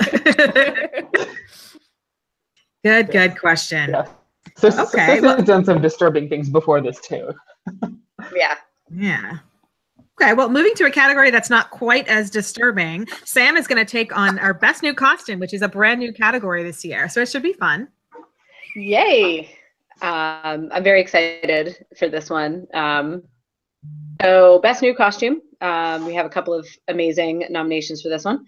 Daenerys's white fur coat, which was worn for the ice battle. Arya's brown Ned-inspired northern look. Jon's King in the North armor with direwolf gorget. Cersei's slashed back dress, and I had to pronounce that very carefully because, like Cersei, I've had a lot of wine so far tonight. Cersei's slashed back dress with the coat seen at the Dragon Pit. And finally, Daenerys and Targaryen red and black with a cape worn to her first meeting with Jon. Am I the personally Planet Earth? Oh no, go ahead, Petra. Daenerys's fur coat. Like, is it a party of one for me? No. I know people love it. I can't learn to love that dress. You know what? Even Hogan didn't love it at first. Like Hogan McLaughlin writes our fashion, the articles we have at Watchers about fashion. Hogan is an expert on fashion. And at first, he didn't like it at first. But then he sort of analyzed it more and came around to appreciating it. But even he at first was like, eh. So, I think it's not universal. I do like it personally. But I mean, to each his own. It's such a departure from, I think, what we've seen her wear. That I mean, I don't know, maybe that's why people didn't like it, because it definitely felt very northern, maybe. And I don't know if maybe a lot of people were like, I don't like this because this is really unfamiliar as far as something that that Danny would wear. And I'll be honest, I loved the white fur coat just because of its design aesthetic alone, not necessarily for what it meant for her character or for that particular episode. But there were a lot of other really good choices in this one. Like I mean, who didn't love Arya's Ned inspired look? Like I saw someone posted like a side-by-side photo of Ned and Arya in their brown leather and their short hair pulled back. And I was just like, oh God, like it just, it just hits you in the heart. And that's kind of, spoken to Arya's. I feel like a lot of the costume choices this season have spoken to like a lot of characters, either things coming full circle or characters kind of like coming into their own. John's King of the North armor, with a direwolf gorget, I think was an example of that. But I think what's interesting out of all of those is that Cersei is like, for all of these seasons up until now, she's just been so much about family and Lannister, and we're the only ones who are important. But like at the end of she now just only dresses in black, and I don't think it's because she's still in mourning, and I think that means something. You know what I mean? Like Cersei is kind of like sailing toward going off the deep end, and I think the fact that she's abandoning a lot of her signature Lannister garb or ornamentation on her clothing has a lot to do with that. So actually, I really liked Cersei's slashed back dress. Design aesthetic alone, I had to go with Danny's white fur coat. It's just gorgeous. Yeah, I liked the white fur, but I actually voted for Cersei's dress as well because it is constructed so well. I mean, it is like smart. I mean, I think Michelle Clapton really puts a lot of thought into what these characters, who they are and what they want to say and what they are trying to project onto the world that they live in. I mean, she really goes for it. And I think there is like, if you look at the dress, I mean, without the coat, which is, it's a cute little kind of shoulder coat and, it goes down, but it exposes the arms. But then if you see the back, it has the spine and like, I can't describe it very well because I'm not exactly a fashion person, but it's just so amazing. And everything she had this season had the look of armor, but then I don't know, it had a certain softness to the back that it was sort of like deceitful. And I don't know, it just looked beautiful. And it kind of, when she's going into a scene like that at the Dragon Pit, you certainly want to be impressive and intimidating. And I think that dress really achieved that look. So yeah, but I mean, I completely understand why so many people also were like, oh yeah, all about the white coat too. Because I did think that was beautiful. And I really liked the spine on the back of the white coat. I thought that was also like a really smart thing to pull off because it looked like a dragon actually. So I thought that was pretty cool too. So, I mean, what I said about, her thinking about what the characters want to say, I think that applies to all those costumes that are in the final 5. And I'm done talking, so. Yeah, I like how dragony the white coat dress is. But yeah, no, I'm all about Cersei and her. Now she's embraced her inner goth, and that makes me really happy. That's like aspirational costume goals for me. Yeah, that whole scene where she was off with Qyburn, like walking around with the dragons. I mean, that was like a dream. I have dreams where I wear fancy black dresses and I get led around the dragon pit. So I'm all about black dresses. Oh yeah, so pretty. What do you guys think? You're being very quiet. He's like, I don't know. I don't want to hate on the white dress too much, but when I first saw it, it reminded me of from Batman and Robin when Alicia Silverstone came out with her winter gear. It's like in the last second, I was like, "Why do you have this?" It's it just kind of bothered me just from like an intellectual way. It looks really cool. I like the red and black one better just because I like the Targaryen garb. We don't really see a lot of it throughout the series. Like Rhaegar and Daenerys are really the only ones that we've really seen with the red and black. Only flashbacks from Aerys is red. So just for seeing like a Targaryen wearing black and red on Dragonstone, that kind of did something for me in a way that Dany's winter, like her winter costume that they're now selling on in the stores, did not. Oh, okay. Well, what did you think of, like, I mean, we also have like Jon's new armor and Arya's Ned cosplay, basically, which is pretty tight. The Stark stuff's pretty boring, to be honest. Ooh, but I mean, I would say that it's not quite as exciting, but I think a lot of the pieces serve a certain function and they signal things to the audience without speaking. Like the fact that Arya we might think she has strayed so far from the Starks, and yet there she is dressing up like her dad. That sends a pretty potent message, I think. You know, because we have a lot of people who say that she's no longer Stark in a sense, and yet, oh, there she is. She reclaimed her identity and she went home and dressed like her dad. And, you know, I mean, Jon's armor, I don't know if I would put that in my top 5, but I mean, it's a pretty bitchin' armor. So. It looks so big on him for some reason. I didn't know why. It was like he was wearing like a butcher's apron, but made of metal. It was very odd. I'd still do it. I like the idea of the characters like trying to embody their cycle. I enjoy, like, while I'm not fond of the aesthetic of the fur coat, I like how distinct it is. And similar to Cersei, you know, she wasn't on anyone else. It was just her. The sheer individuality of it, I appreciate. Yeah, it was special. Yeah. But I mean, for all of these, the costumes are culminations of their character arc. So it kind of depends on, it almost depends on which character arc you like most. What costume always reflect. The arcs, maybe? Yeah. Oh, you know what? Because I love to do this, like talking about people that didn't make the final 5. One of my favorite new looks of the season was, of course, Jorah's new black armor. Oh my God, I loved that. I muted myself. I was so excited. Yay! But isn't it was so handsome. Isn't he though? But it looks so good, and he's so overdue for, like, I mean, I love the sexy yellow pirate shirt. That was my thing, like on Tumblr for 3 years. At some point between ripping off his shirt that he's worn for 700 years and being healed in like 2 minutes by like just tweezers, and somehow shows up at Daenerys as wearing the most regal of costumes and elegant, and I love it. England. Did he stop off in King's Landing to get that armor? He's like, Tobo, you got to hook me up, man. Yeah. I don't know how he managed it, but oh my God, he looked the best he's ever looked.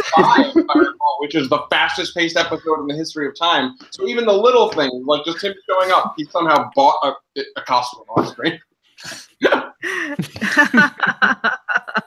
he killed someone in Old Town and stole it. Sure, let's go with that. Entirely possible. That is a crazy timeline. I just rewatched that one like a week ago, and I was like, I mean, I'm very forgiving of the timelines because I'm totally down with, you know, it's fine. You don't need to show us travel. But even I was like, damn, this is fast. Like, there's a wall. I'm like,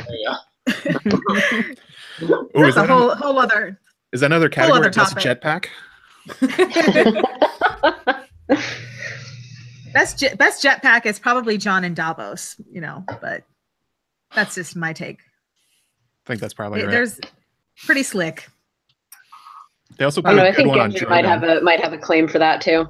Getting back to the wall. That's true. Yeah, Gendry was on foot, which is even more impressive. So, because he is a big, strong blacksmith, and there's a lot of running with that. Yeah. Yeah. All right. So did we? Oh, yeah, we did not. Okay, Sam, go ahead and announce the winner. Okay, so I don't know if this is a huge surprise or not, but best new costume awarded to Daenerys's white fur coat worn for the ice battle in Beyond the Wall. Costume designer Michelle Clapton. Yay! Congratulations! Woo! Woohoo! All right. I'm clapping. That's my clapping. I sound like a seal, but yes. Yeah, well earned. It's very popular and it's kind of controversial in a way, but it's a good costume. It's a statement piece. Good for her. Okay. There was no way to vote for Jorah, so I cried instead. Just always the write-in vote yellow shirt. Okay, so before we get on to our next awards, we are actually going to have another giveaway. So just give me a moment. I'm pulling this up. If anybody's got to, let's see here. Okay, so let me pull it up so I get the details. Don't go anywhere. Getting this. Okay. Okay, are you ready? Are you in comments? Okay, if you don't have WatchersOnTheWall.com open right now, go to WatchersOnTheWall.com. And I don't have my camera on, but I'm gesturing emphatically. Okay, so go to WatchersOnTheWall.com, go into the post that says watch the season 7 Watchers on the Wall Awards live. This is where you have to leave your comment. And the first person who leaves a comment is a certain comment. I'm about to tell you what it is. The prize you're playing to win is a dark horse figure. It is a very nice dark horse figure. They're usually about 8 inches tall, very nicely detailed, in the likeness of Stannis Baratheon. So if you're going to be playing to win the likeness of Stannis Baratheon, you need to go into comments and leave the words Stephen Delane right now. Go, go, go. Wow. Write Stephen Delane. I don't care about spelling. Spelling doesn't matter. Just write Stephen Delane in comments right now to win the Stannis Baratheon awesome figure. It's a really cool toy, and you want to win it. So go, go, go, go, go. Is it to win this? Is it Stannis alive or dead? Because that makes a difference for me. He's alive. He has a head. Boo. Yes. Let's see how people spell it as the entries come in. I'm going to look forward to that. I'm definitely not. I don't care about how people spell it because I realize it's not like the easiest name to spell without going to IMDb. So I don't care about that. Spell it however you need to spell it. I ain't picky. Let's see here. And I realize that as the more wine I drink, the more my voice kind of degrades. So you are picking up your Massachusetts accent again. You should just bite me, Matt. Where's your accent? I left it in California. Yeah, yours is crazy. Okay, let's see how we're. Oh, wait. Let's see here. Let's make sure we got all more entries I have to approve.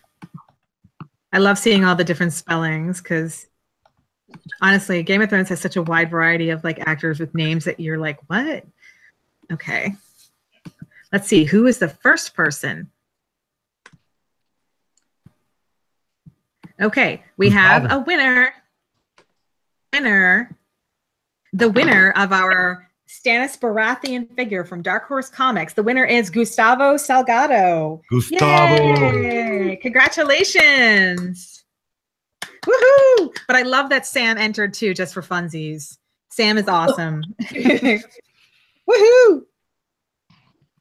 We love you, Sam. But yes, but the winner is Gustavo. Trying to get him to join one more time. We'll see what happens. Sam, you should just like go walk down the street and like call in to us and join us or something. But yes, Gustavo, congratulations on your winnings, and we'll get in touch with you and get that sent out to you. All right.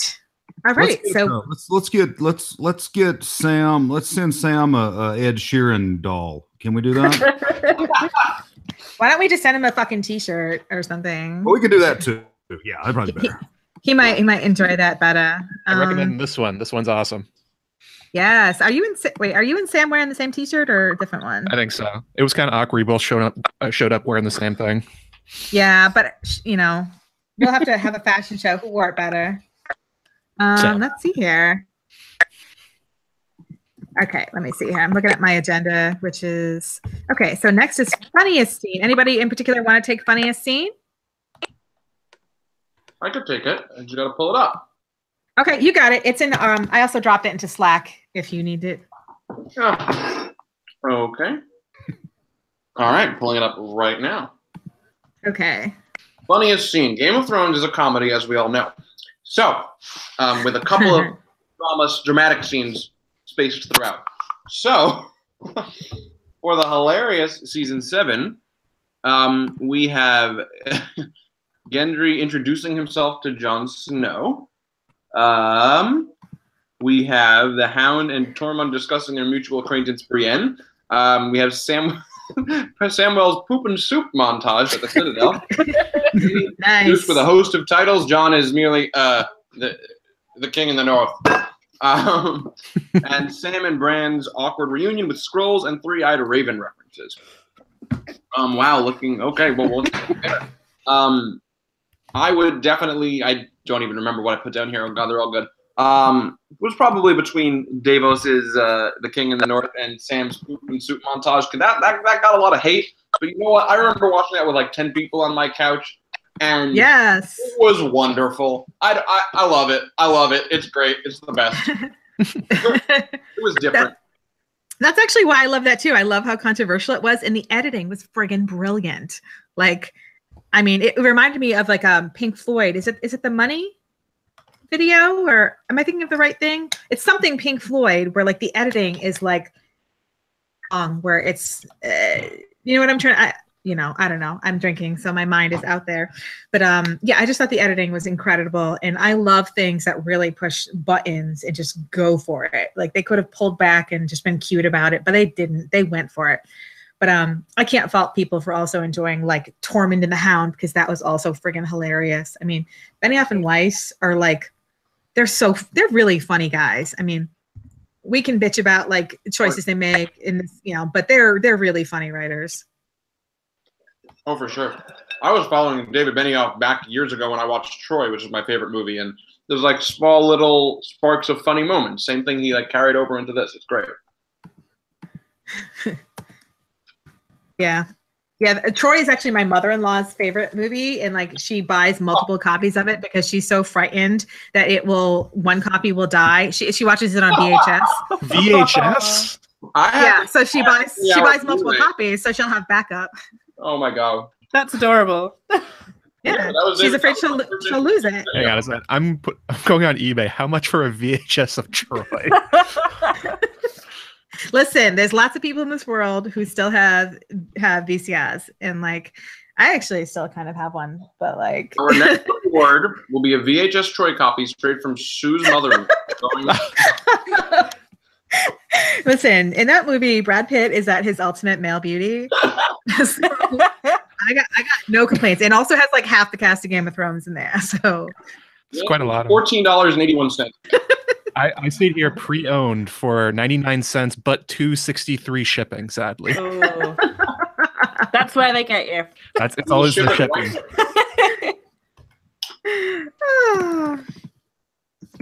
Oh my goodness. Okay, I think I've gotten off the tangent here. My bad. Sorry. That's all right. It happens. So, do we have any other arguments? Is that a dog? Okay. Any other arguments for funniest scene? Or yeah, I think mine would have to be Sam and Bran's reunion, purely because Bran has become such like like a wise emo. Is the only way I could describe him. And Samwell is my favorite character as well, and so it's wonderful just to have Bran being all kind of like misty-eyed and future-seeing, and Sam's just like, no, I don't know what you mean. Sorry. Should we have a pie? Funny.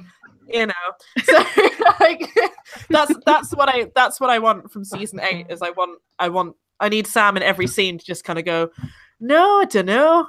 should we have a sit down and a chat? Because it just brings everything down.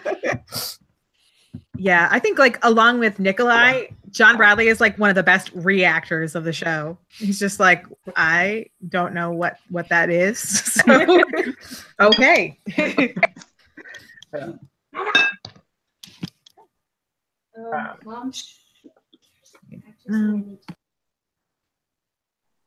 Oh, are we announcing the winner? Oh. Looks like she muted herself. Sure. Let's do it. Go for it. All right. The funniest scene in comedy television program Game of Thrones is by a whopping margin. The Hound and Tormund discuss mutual acquaintance Brienne, aka the big one. Woo! Not my vote. I'm still a poop and soup guy, but hey. That's a Twitter bio if I ever heard it. I'm changing my Twitter handle soon. Poop and soup guy. They called it Poop and Soup Man. All right, what's next? What do we have? Best fight, I think. Best fight. So we have best fight, which is going to be my last category of the evening. Unfortunately, I have to going after this. But okay. Let's see. So the first nominee for best fight of season 7. Nomination A. Theon stands up to, I believe, Hag? I mispronounced that. Of the Ironborn. Nomination B is Jordan and Arya have a sparring match in Winterfell. Number 3, Bronn takes on a Dothraki warrior in the battle. Bronn battles Obara and Nymeria to the death, but not least, surrounded on the tiny island, Jon and company fight off fights. So I'll let folks take it away in terms of what their thoughts and opinions are on what fight scenes worked done, which ones perhaps didn't so much. I love the scene between Theon and Harry. I know I'm coming from a very biased place, but I love how and I love like the choreography is so kind of sloppy, and it is really just one getting his ass kicked. But I love how earned the victory is at the end. And I also like, I mean, it most of the time in hand-to-hand, fight scenes, the guys are, they're a little bit bloody, but they're doing fine. And I love how Theon is like one punch away from a coma. Yeah.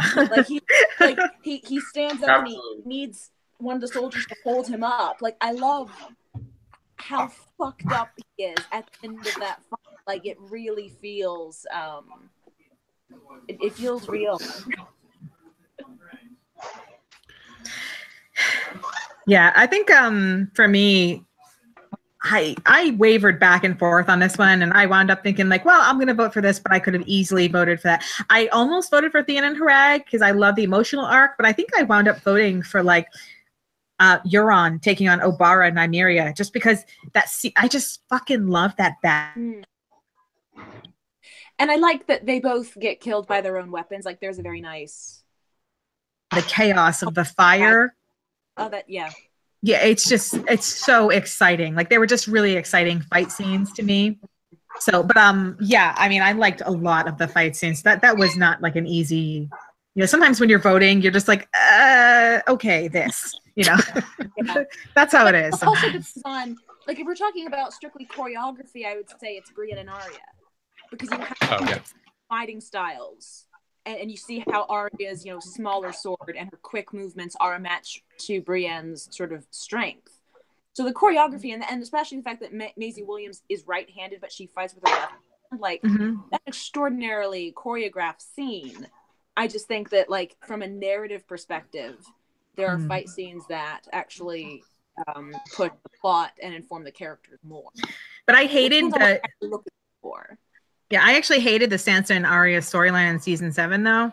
So for me, Arya doing that was like, of course, it was like good choreography, but the emotional, dramatic aspect was lacking because I was like, so that's why I ultimately didn't vote for it. Whereas it completely makes sense for me to take on who are going to be the most biggest, baddest fighters. And the Sand Snakes, he deliberately went after the Sands because those were the gifts he was trying to bring. Mm. Yeah. And he wound up killing a couple of them. But it makes sense to me to go after the Sands. Whereas the Arya and all that thing, to me, it's a delight to watch in and of itself. Like if I just watch the YouTube video, I'm like, oh, this is really fun. But in the episode, it was kind of an empty thing for me because for like 4 episodes, I was like if you look back at the reviews I've had on Watchers, I was pretty frustrated with like a lot of the Sansa and Arya stuff. I was spoiled enough that I knew where it was going as far as them ultimately killing Littlefinger, but I felt like they were trying to get them to that point, and the stuff leading up to it didn't really make sense. So I was kind of like, yeah, whatever. That's how it was for me. Yeah. Mine was actually Bronn and the Dothraki warrior in the loot train battle. The chase itself was it was similar to the one John had in the Battle of the Bastards, but I thought the stakes were much more different for this one, just because I actually believe there was a chance Bronn could die because he's such a minor character. With all the rest of these, if you look at who's fighting, it's either going to be a draw, you'll instantly know who's going to win. They actually introduced drama, which they don't usually put in these battles anymore. You can predict exactly what's going to happen. Yeah, I'm still so surprised that he is alive, and I'm not sure why, to be honest. I mean, it seems like somebody that they could have just killed off to make the stakes greater. Like, why not? I mean, it's nothing against, obviously, I've never met anybody who doesn't like Bronn or Jerome Flynn. So, but why? Why didn't they do that? So, I don't know. Especially because they had the ridiculous "Get down, Mr. President" from Jaime as he just knocks Bronn off his horse into the water. I'm like, you guys are both dead? Oh, you're not dead. What? No, one of you should have died. I'm saving thoughts for this for the battle. Yeah. I have thoughts for that one. Okay. Oh boy. Oh yeah. Okay. Yeah. I guess we should save some of that for the battle. Okay. Let's go ahead and announce the winner to best fight. I know. Yeah. Let's do that. Perfect. So the best fight with a 47.25% vote. My personal favorite, in spite of me echoing some of the problems with the overall storyline, would go to Bran and Arya having a sparring match. Very good choreography. Yeah. Second place is John Island, and relatively third place is Theon on the beach. And I unfortunately have to get going, but before then, I just wanted to note that this has been an absolute blast. Yay! I think I will be demanding Oz's audiobook of The Winds of Winter until it's on my phone.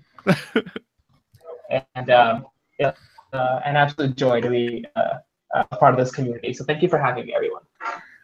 Thanks, Akash. Have a good night. Night. Bye.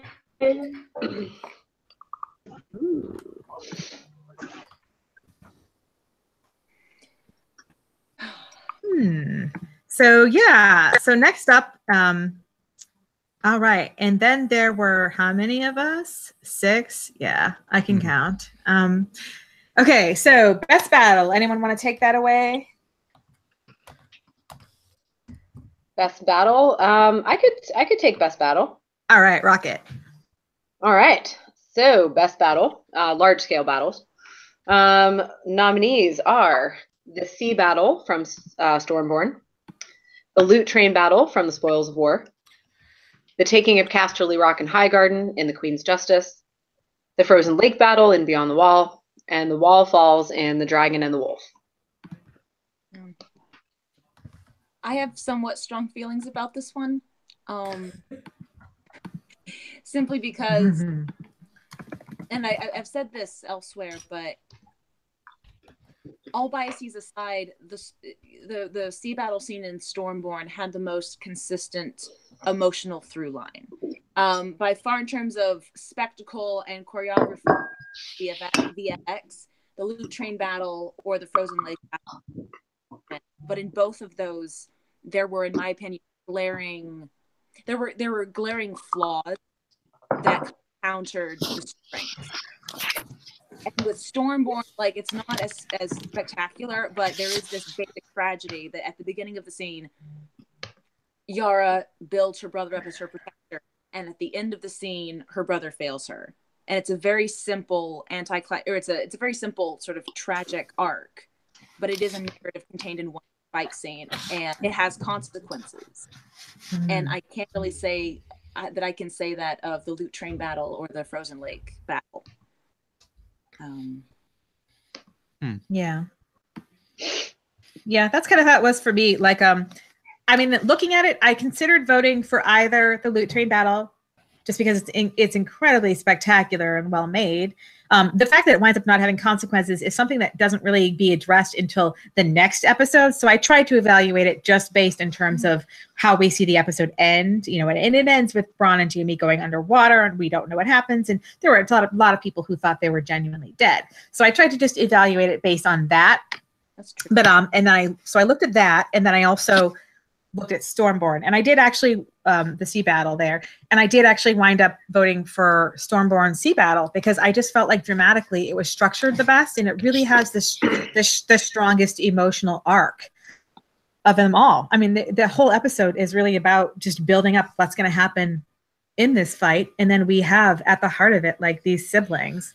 It's not just about like some flashy fire, which is not to diminish the spoils of war or Beyond the Wall, but like it's more than the all the substance of it. There really is something. The acting is at the core of it, and the relationships are at the core of it. And so the fact that we wind up like feeling like crying because of Theon and Yara, like that's what impresses me ultimately. So and the battle is what drives them to that point. So that's why I voted for that, because the battle, I just thought the way it was structured. And of course, technically it is also an amazing achievement. I think this season was just unparalleled.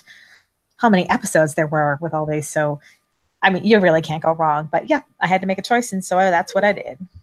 Sue, I agree with you that there was a lot about the sea battle that was just, it had so many more implications other than just it looked really cool, and not to say that the Loot Train battle obviously didn't have implications, because it does, but the Loot Train battle, as amazing as it looked visually, was just kind of like, it was just kind of like dragon porn to me. Like we've been waiting so long to see Dany. Well, we've been waiting so long to see Dany ride into battle on her dragon and burn thousands of people to a crisp at once. And it was amazing, and visually it was fantastic. And I'm not saying that it wasn't well done, or that again it didn't have further implications. As far as the emotional heft of a battle, the sea battle in Stormborn 100% had that. But it also kind of depends on what you're asking out of a battle scene. Is it, are you looking for that kind of emotional heft, or do you just want something that looks cool visually? I know that a lot of votes were cast for the Loot Train battle, and I don't, people who voted for that, I don't disagree with that at all. But I have to say that initially, like when I saw the first, round of nominations and stuff, I thought I would vote for Loot Train battle right off the bat. And then everything else, thinking about it, looking at the nominations, I was like, that sea battle though, it was so well done, and it just has so many implications, further down the line, not just for Theon's arc and, what happens to Yara and everything, but this is like, when the first couple of episodes of the season, you really feel like Dany has a lot of momentum behind her.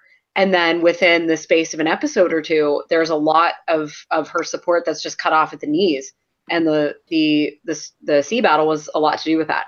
And that was the first instance in which you're like, oh shit, like Dany's in trouble. Like she's in trouble here. So yeah, but again, it depends on what you want out of a battle. Do you want something that has a lot of emotional weight and blah blah blah, or do you want something that just looks cool? Want a little of everything. A little of everything. Yeah, gotta get a good mix. My cat just knocked something over, which is why I had that expression on my face. Your cat. Cool it is that we're able to have a best battle category. That's pretty cool. Yeah. How cool is that? I just want to acknowledge. That's our show. Really. Like that's a thing. You don't get that. Like Law and Order doesn't have best. Okay, you and I are watching very different versions of Law and Order. Law and Order battle. That's. I gotta tell you, over here, battles all the freaking time. Law and Order Underground Fight Club. Not a lot of dragon porn on Law and Order now. Oh my god! Whoa! What are they doing on Reddit? Banning people. That's what we're doing.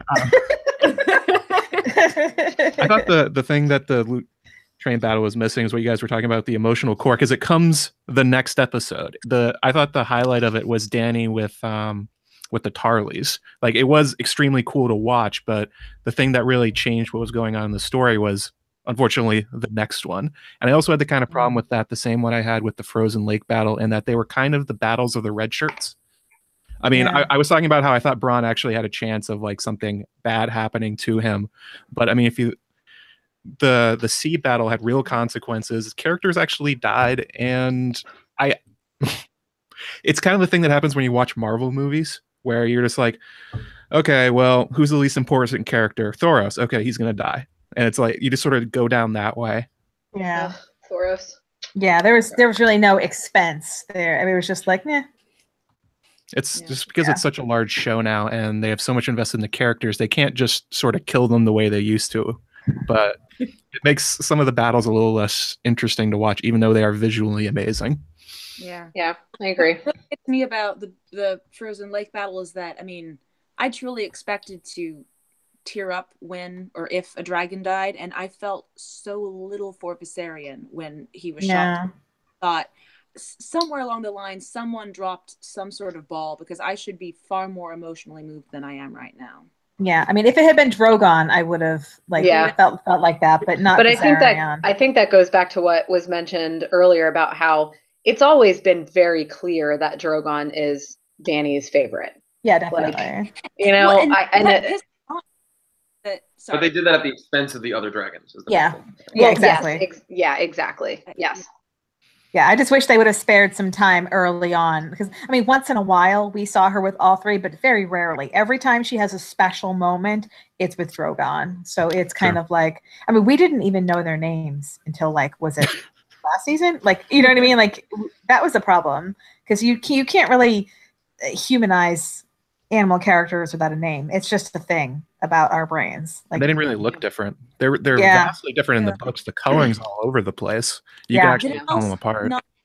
Did anyone else not know which dragon had died until like after the fact? I knew right away, because I had if you rank the names in terms of who Dany cares about the most, Drogo, Rhaegar, Viserion, so that one, he's out of there. Nobody cares about Viserys, so that's the dragon to die. It felt like, well, and she said something about how I named the dragon after my brother, and he couldn't, do anything in life and whatever, So it's like, all right, well, the dragon's gonna bite it. Like, I'm kind of surprised that he was like that. Viserion was not a middle child, because as a fellow middle child, I know what middle child syndrome is like, and it's always being ignored in favor of the other two. Drogon's the favorite. Rhaegar cares about him. Let's see. So I guess we should officially announce the winner, right? Yes. Is that, wait, who's announcing it? Is it me? I forget. Yeah. Yeah. Is it? Mm-hmm. Yeah. Okay. Sorry. Okay. So, and the winner is, for best battle, the Loot Train battle in the Spoils of War, written by David Benioff and D.B. Weiss, directed by Matt Shackman. Woohoo! Woohoo! Yeah, can't really argue. I mean, like that. It's kind of like I was saying earlier about the whole cultural saturation. I mean, People love it, and I love it too. I mean, I have the edge towards Stormborn for the emotional reasons, but I mean, I am blown away by Spoils of War when I watch it. I mean, that's one of those. I remember when I first watched it, I like literally got up from my couch and went up and sat on my ottoman. That's like right in front of my couch, like right in front of the TV, just because I was like, whoa, like I wanted to get up closer just to be like, holy shit. Like it is a spectacle. Okay. It really is. If you're looking at it literally in no other terms other than visual spectacle, I mean, you'd be hard pressed to find like any other episode of television within the last decade that beats that episode. For sure. Yeah, for sure. Yeah. Okay. Well, we are actually going to do another giveaway, and this is a new one that David, do you want to tell us about it? So we got a brand new out of nowhere, out of left field giveaway. Sam Coleman, who's been watching along, our young Hodor, has decided that he wants to give away a signed photo. We're not actually clear on what that photo is yet, so that'll be part of the mystery. He even volunteered to write a little poem on the back of it for the winner, because why not? We love it. So so Sam Coleman played actual young Hodor last season. He held the door. That is like the best episode, the door. So yes, this is an amazing prize. An iconic, you guys. And he describes himself as a huge fan. So in that spirit, for the giveaway, I was thinking that the first person to write, as we all love him and want to see him again, first person to write Sam Coleman for season 8 in the comments is gonna. Yes, and don't worry, we're not. Sorry, we're not picky about spelling as usual. Just go ahead and write it in comments. Sam Coleman. We're not. He might be. We're not. Yeah. not in this instance. If it were do we know if he is? He might be. He's a smart guy, so he might be. See. What are you laughing at? I don't see anyone yet. Yeah, it takes a minute. People got to get their posts in, and it takes wait. There's entries coming in. I just got to make sure. I have to make double sure that. I have to make sure extra sure it's the first person, because sometimes people have. I see the first one. But people have posts held for moderation sometimes, so I have to make sure we've got definitely the first one. So the winner is. It's a good nerdy name. I like that. I do like it. You see it? Yeah. You got it? Or do you want to say it? It is glowing in the dark. Yeah. Hobbit reference. Yes. That's an awesome Hobbit reference, dude. Love it. All right. I didn't see Sam on here for his own. Let's see. Nope, don't see that one. Glowing in the dark. Glowing in the dark. That's a freaking awesome name. Right. I love that, man. All right. Congratulations. We're not sure what you're getting, by the way. It's total mystery. It's a picture and it's autographed. That's all you need to know, guy. Potentially a poem on the back. Yes, because Sam is a poet. I told. Yeah. He says, "Congrats, glowing." So. All right. So what did I write? Is the next category? Okay. So next up is best dramatic scene. Okay. I just pulled that open. I guess I can do that one. I haven't done one in a bit. Best dramatic scene is a category that is really just about all the dramatic scenes in the entire season. And that is a very broad category. It's almost like best scene of any kind that isn't comedic. So that is a very broad topic. So the nominees for best dramatic scene of season 7 are: on the field of fire, Jaime charges Daenerys and Drogon. The next nominee, Olenna Tyrell accepts her fate via Jaime and sends Cersei a message on her way out of the world. Winter comes for House Frey with a little help from Arya. Dany's dragons arrive and scorch the White Army until the Night King takes Viserion down. Cersei delivers her revenge on Ellaria and Tyene Sand in the dungeons. So I'll think of the top 5. Thoughts? I remember who I voted for, but I'm inclined to think it was Jaime charging Daenerys and Drogon, because I remember watching that for the first time and not knowing what was going to happen or what I wanted to happen. And I felt that way about Game of Thrones a long time. It had turned into, I wanted Jon to beat Ramsay. Like I knew what outcome I wanted. And then I really found myself going, there's a dragon and there's a thing, both of them can't come out of this. They both did, but in the moment, I didn't think that was enough. Yeah, Petra, I agree with you in that that episode in particular.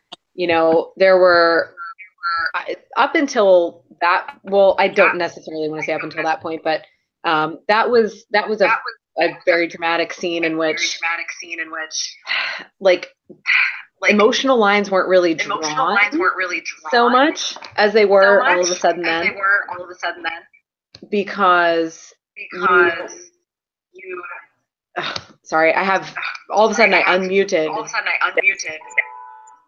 YouTube, and now I can hear it like echoing in my head. It's very terrible. But yeah, no, you didn't really know who you were rooting for in that scene. Like, obviously you didn't want Jaime to die, but you also didn't want Dany or Drogon to get hurt. And I felt like that battle was a little bit different than some of the other ones that we've seen, like Battle of the Bastards. Like, yeah, definitely, we want Ramsay to lose. We want Jon to win. So I felt like it was a little different in that sense. It was very emotional, I think, in that sense. And it also kind of forces viewers to confront their feelings for Jaime and where he's arrived at and where he was and what his arc has gotten to. So yeah, it was difficult.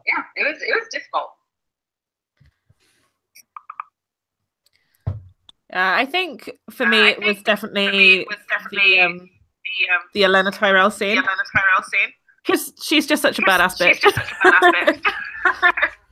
You all know where my vote's going, so stay in there.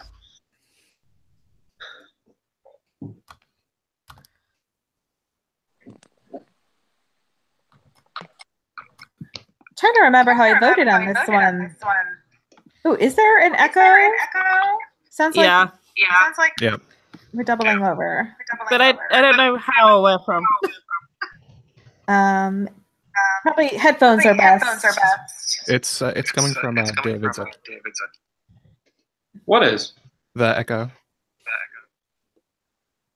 Echo. Let me turn my mic off. Sorry, I don't know what that is. Huh. David. Okay. Oh boy. Oh, David. The green lines tell you where it's coming from. Oh, good point. Okay. As far as the dramatic scene, I think I was pretty conflicted about this one. Oh, I know it. I did ultimately end up voting for Cersei with Ilaria and Tyene just because I was on the edge of my seat. And I did know what was going to happen in that scene just because of, I keep track of spoilers for the website. And even knowing exactly what was going to happen, I was still like literally sitting on the edge of my seat, like just horrified and, like breathless, waiting to find out. So, I mean, to me, that is like the ultimate in drama.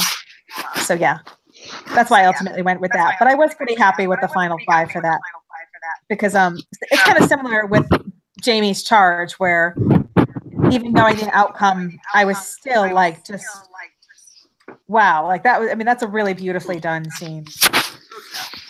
Would have been my second choice, I think.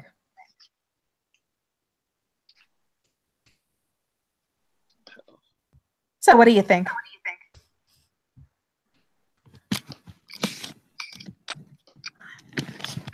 Ooh. Real quick, is anybody else having trouble accessing the YouTube video? I wasn't trying to. No, it's been doing okay. I think Dave, you're in bed now. It feels like some sort of sexy personal video. It's a really sexy room. This just took a turn. I was right near the New York City street, and I'm like right off the 59th Street Bridge, so it's very loud. People honk, because in New York, when you honk, that's when cars move and go faster. So that's what it is. Oh. Yeah. You need to get some headphones, buddy. Oh, I have them. I just don't like to use them when I'm home. I don't like using headphones. It's like, honestly. That's what the echo is, though. It's from you. But Is anyway. it still? Yeah. Yeah, I can still hear it too, unfortunately. Yes, we all can. So do something about it, is what we're saying. Anyway, so any final other thoughts on what we think that the best dramatic scene of the year was? I think that no matter what the choice is, I think people would be either, if not happy with it, at least like they would understand. They'd be like, okay, yeah. Yeah, these are pretty great choices. I mean, there are some years when we look at the final selections and I'm like, really, guys? And it's out of my hands. But I mean, I was pretty happy with the finals on this one. So yeah, I'm not really bitter if my pick doesn't win. So are you saying you weren't happy when people wanted bad pussy? I mean, not just of the season, but of all time. As a writing vote, I just think. I will say I didn't hate bad pussy as much as other people. I mean, I do think it's kind of a ridiculous line, but I kind of understood like the sort of the inherent ridiculous campiness of it. Like I don't know. It didn't stick in my craw as much as some people. I don't know. Sometimes fans obsess over little things, but I'm like, just whatever. We've had the same thing happen on Reddit. I don't know if you guys have ever heard of the theory of Tyrion the time traveling fetus. Oh my god! Yes. That originated on our subreddit, and everybody decided to vote for it for every award one year. Oh, that made us happy. Fantastic. All right, so Tyrion the time traveling fetus is not going to win this award. What? I know. I can't believe he didn't make the cut. Rigged. He did not make the cut. Fake news. Yes. The winner, not that surprisingly, the winner is Olenna Tyrell accepts her fate via Jaime and sends Cersei a message on her way out of the world. That's the best dramatic scene of season 7. Thoughts? I agree with that. Yeah. Oh, Dave. Oh my God. I put on headphones. Is there still an echo? Nope. Looks good. It's just sounds of your body rustling. She's excited by the rustling of a bed. Yeah, it's too much. I'm just so infuriated that Ilaria's final scene didn't win. You know, I can't. I'm so mad. Yeah. That's why you're furiously rubbing your thighs together. I'm sorry. Like a cricket. Thank you, Sam, for helping me out. Sam is amazing. We love Sam. Yay! Wait, do you mean me, Sam, or Sam Coleman? I mean, both. Sam Wallace. Sam Wallace. Both. I mean both.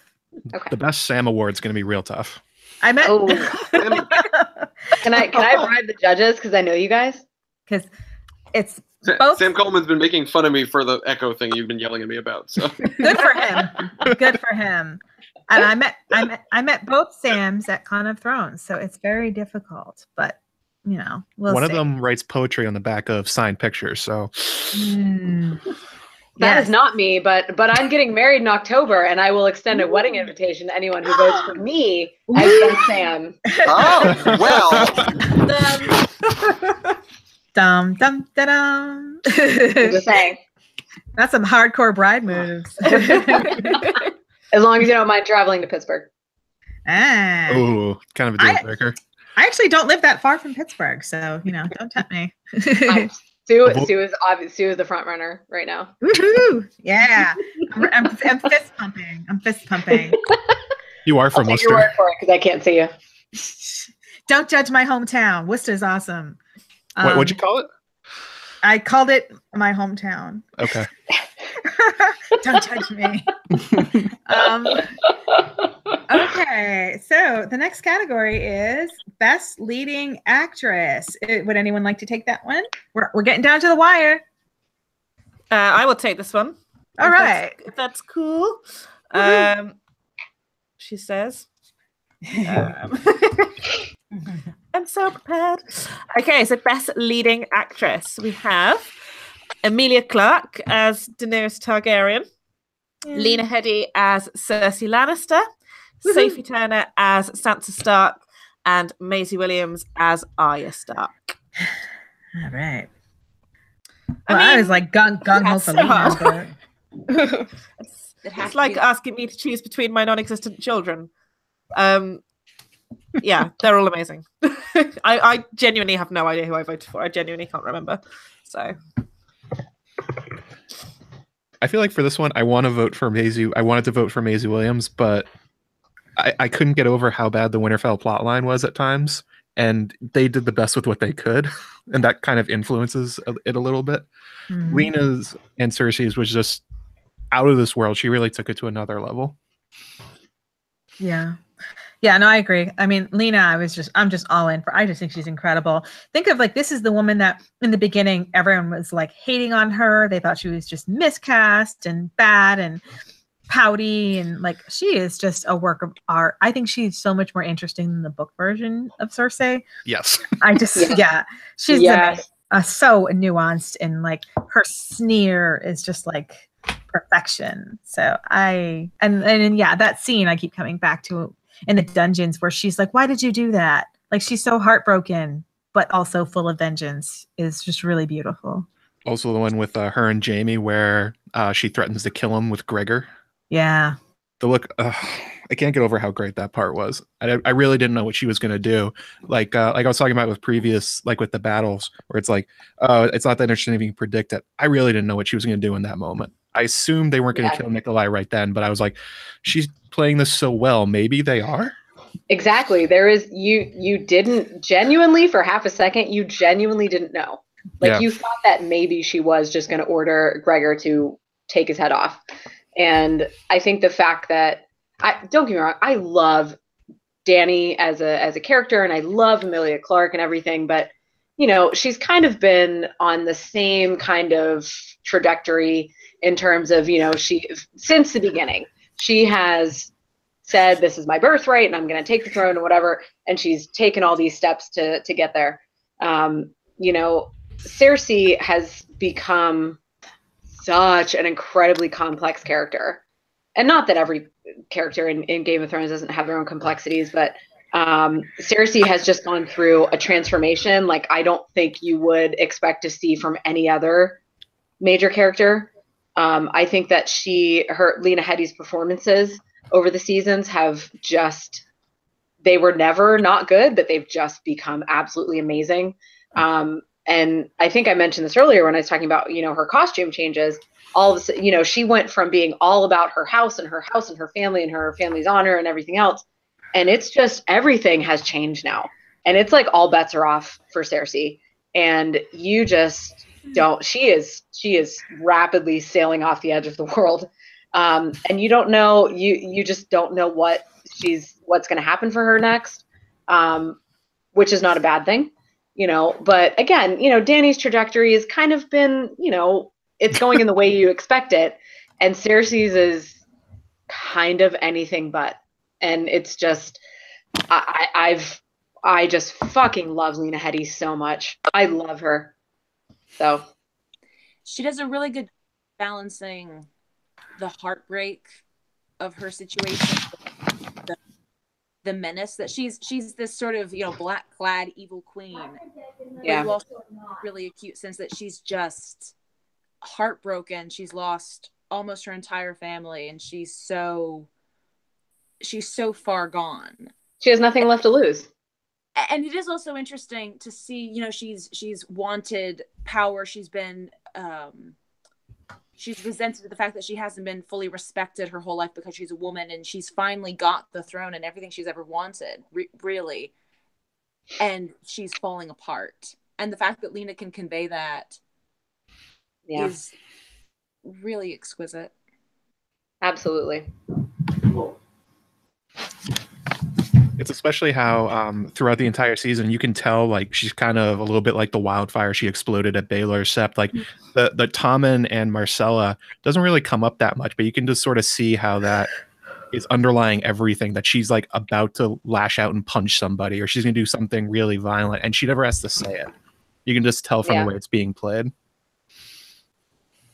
And so much of it is suppressed. Like when at the end of 6, when she looks at Common, she's very quiet and she's very subdued, seemingly. And I feel like that's her a lot in season 7, where she's packed it all down, but you can feel it simmering there. The whole and you know, kind of she lets some of it out when she confronts Tyrion. That scene where she actually does show some of that pure rage. Okay, well, let's find out who the winner is. The winner is Emilia Clarke as Daenerys Targaryen. Yay! Way to go, Emilia. Woo! Guys. Yeah. I mean, she had a big year. She had a lot going on, losing the dragon and screwing her nephew, and like she had some pretty epic sex. I guess that the whole boat sex. Yeah. But I found her reaction to Viserion's death profoundly underwhelming. Like the reaction shot of her. That I thought the same thing. I thought the same thing, Petra. 100%. Like everyone on the dragon on Drogon is devastated, and then it pans over to Daenerys, and she's just kind of. And I was like, I don't buy. I mean, I think she was going for that kind of numb horror, like when you've like experienced that kind of devastating grief of like, oh my God, I just watched somebody I'm very attached to just die suddenly and horribly. Like, I mean, that's what she was going for, and I could see her like, but I think that there's so much going on in that scene that kind of subtle reaction really just gets lost. So I don't know if it was like the best choice, but that's the thing about being an actor is you know, you make your choice and you commit to it, and you can't always know how it's going to play in like that's a busy scene. So I don't really criticize her for that scene. I mean, I think she's had stronger scenes. Like her scene, you know, when she first meets Jon, I can see that she's trying to play a role within a role. She's trying to play the role of like strong Daenerys Targaryen meeting a king, but she's a little bit insecure because she's just come home and it's this whole thing. So I think she has some interesting layered work. I mean, I kind of, you know, I was leaning more towards Lena for the award, but you know, like I can see there's like some good work in this season for Emilia. And in fairness to Emilia, that was her third favorite dragon. I mean, she's got the other two. Viserion, well, I mean, in fairness to Emilia, she was talking about the scenes feature about how she was reacting against green screen. That there was no reference. There's no picture of her dog for her to look at, and I can. God. Picture of Dario Naharis. Oh no. she wouldn't care. That was her looking at Dario. Do you mean Euron? Oh yeah, yes, or Benjen. Yeah, Ben Dario. And he showed up, so it's all good. That's why he showed up, I guess. Yeah. I do generally like Emilia and her performances as Daenerys, but that particular scene just irked me. But I can understand how difficult that scene of all things must have been. I liked her scene with Kit John when she was on the boat with him after and was just trying to explain, you know, like I've lost my dragon, and then too when she was also talking about how like they're the only children she'll ever have. You know, I like them, you know, better because it's like she's trying to say something that's important, but it's emotional. And it's like she's trying to sort of juggle all these important things she's trying to say. So I thought that scene was more affecting for me than the previous ones in the episode. Yeah. So that's my thought on that. Okay, why don't we continue on to Best Actor? Anyone want to take that? I'll go for it.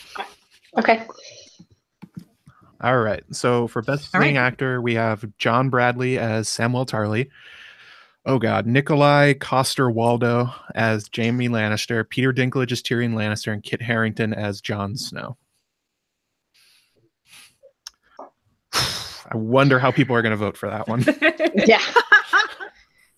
I was saying this earlier. Being honest, like this season, there was one leading man. I mean, everyone else just fell to the wayside, didn't it? I mean, and his name was Ian Glenn, and we love him. Wait, do Ian Glenn's voice. Come on, do it, David. Do it. Please, I need to hear Ian Glenn's voice. Or Oz could do it. Khaleesi. You need to say it a little creepier to really be Jorah. Oz, you still there? Yeah, I'm here. I don't do a good Ian Glenn. David, that was beautiful. Keep going. Oz, do your Ian Glenn. Oh, come on, y'all.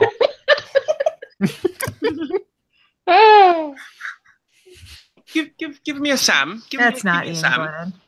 Do it. Yeah, do it, Sam. Do it, Sam. Oh, Gilly. Oh, Gilly. Wait, what scene are you reenacting? I don't know any of them. It sounds like a particular one. Oh, Gilly. Oh, Gilly. Well, John. Stutter a lot. Just go back to doing his O face. Something about a mask. There's a beast in every man. I wasn't ready. And it stirs when you put the sword in his hand. Oh, that's actually really good. Nice job, Oz. Thanks. Rhaegar fought valiantly. Rhaegar fought nobly. And Rhaegar died. And he died. There you go. You're welcome. That's my imitation of Ian Glenn. You're welcome to all 6 of my Twitter followers. You're welcome. My top Ian Glenn impression is still Steve Love, the Game of Thrones impersonator chappie, who did one where he went, "I have a bunion on my big toe, Khaleesi."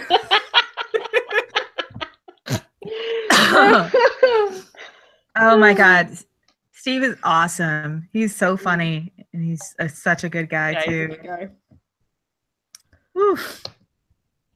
Yeah, I keep putting my camera on and off just because I don't like having it off, but it certainly moves better when it's off. Mm-hmm. Okay, let's see here. So yeah, I guess we should just go ahead and announce the winner. Yeah. It is Kit Harington. Whoa! Oh my God! Who could have predicted that? Actually, this was my surprised face. It was relatively close. Which Harington, one's Kit again? Is he one of the dragons? He is one of the dragons. What's the percentage? He only won by 8 points over Nikolai, so it's actually surprisingly close. Not a total actually washout.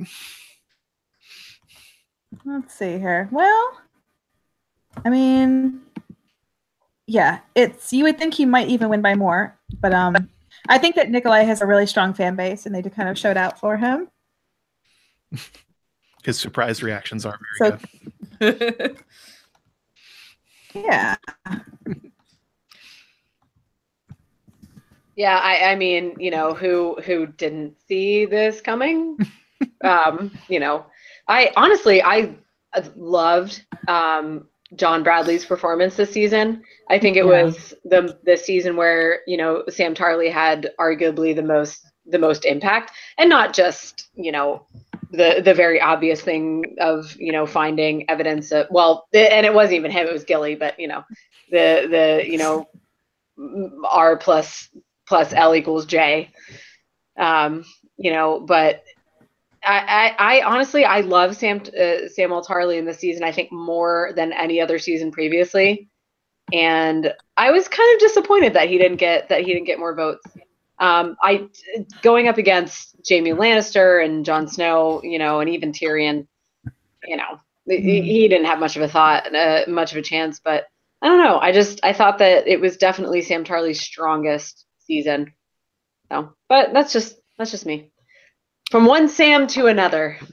Best Sam competition continues. It's actually surprising how low. Best Sam. Now we have a 3-way competition for. Oh boy. Get it. It's not gonna be me. I can't do that good of an impression. Such a huge fan of John Bradley. I mean, talented, and like his comedic chops are unreal. When I met him, he was lovely, absolutely lovely. Yeah. When you ran into him casually. That's my thing. I turn corners of the London streets and I find Game of Thrones celebrities. He was the first one that I found, and he was charming. And the next time you ran into my imaginary boyfriend, Benjamin. Yes. Whose name I'm literally blanking on right now. Joseph Mall. Joe Mall. No, but it was like I barreled past him. I said, "Are you Joe Mall?" And he looked at me so surprised, like anyone would know that. Well, you should have been Uncle Benjamin. And then you get stabbed. Well, John Bradley's very, very recognizable. So. Yeah. Yeah, it is. I remember one time, like years ago, flipping through Tumblr, the Game of Thrones tag, looking for stuff, and like seeing one person who was like, "Oh, haha, I saw somebody." She's like, "Oh, I was on the bus in Manchester, and I saw somebody who looks like Sam from Game of Thrones. Isn't that funny? Haha." It really is him. He lives in Manchester. Yes. They thought it was just someone who looks like him, which I just found that very funny. So, but he just has one of those faces. I guess they're like, oh, it's just someone who looks not pretty. Sweetie too. They were such a good cast of like really nice people. So I think there's a lot of casts you hear like horror stories about, but I don't really hear horror stories like that about Game of Thrones. And God knows, I mean, we hear gossip sometimes, and about people dating several months before it becomes public. But honestly, if the worst thing that Kit Harington has done is gotten thrown out of a bar for a game of pool gone wrong, those memes very are peacefully. just the best. Thankfully, didn't fight. So we're good. I'm okay with that. It's funny as hell. Like they were trying to make a scandal out of it, and like nobody in the fandom cared. I know. We're all like, I know. Doesn't matter. He didn't hurt anybody. He wasn't driving a car. What do I care? Like the biggest. It's New York. Stagger into a cab. The biggest scandal about that is he was wearing a puffy sweater, so people wondered if he had gotten fat. It was like that was it. They're like, oh no, Jon Snow, you can't lose your 8-pack. What will happen? He'll get it back in the 3 months before they start shooting. Yeah. All right. Well, we announced best. So we have 2 things left. We have the best episode award, but before we get to that, we have one more giveaway. That's right, another giveaway. And I know we've run longer than we usually do, but we had a bit of a rough start with the technical stuff, and things run long. But so our last giveaway, I'm going to tell you, it's a Blu-ray. So Blu-rays have region codes. This is region code A, which means it only works in North or South America and parts of Southeast Asia. So bear that in mind for when you enter. This is the Game of Thrones Season 7 Blu-ray. Very sweet Blu-ray. It includes all that nice extras we love, the audio commentaries, the histories and lore, and like scenes. All those episode basically everything you could possibly want is packed on there. It's from my personal collection, Sue. Added by Oz, because everyone who knows him gives because they don't know what else to buy him. So Oz, where have you been? Gracious. No, they really don't. I seriously had I had some kind of technical issue, and maybe it's because of the weather that's coming in, but it's not here yet. I don't know. So Oz is ice coming to the south, and it's weird. Is winter coming to the south? Yes. Oh my god! Woo! They're predicting maybe a half inch of ice, and we don't have a half inch of ice. Winter is coming. That's so much ice. Winter is coming.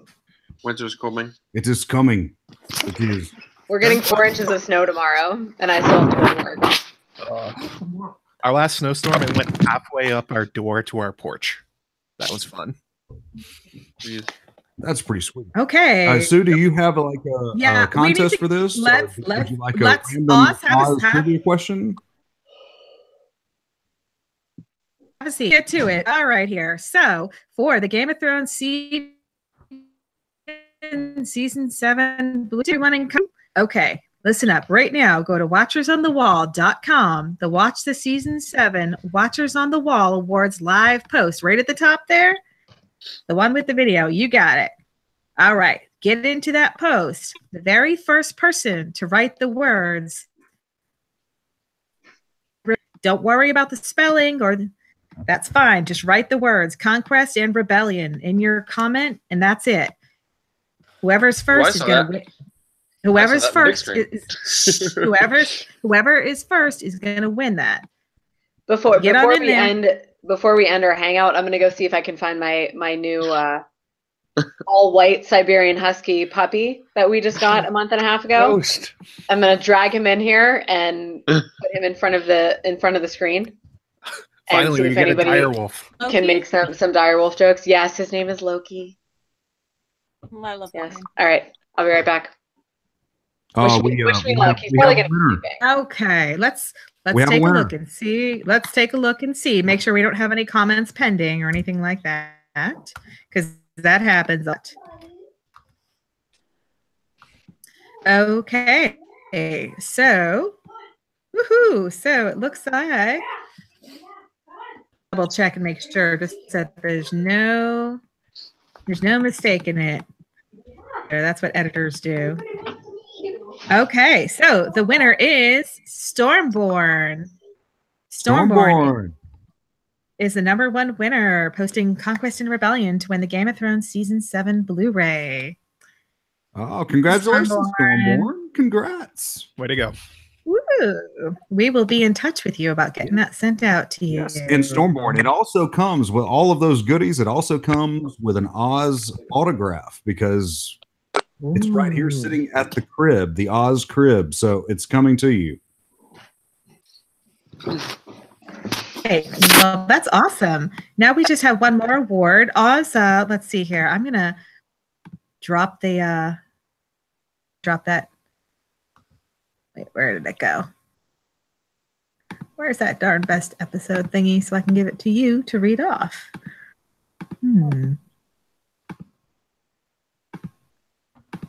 Oh, there it is.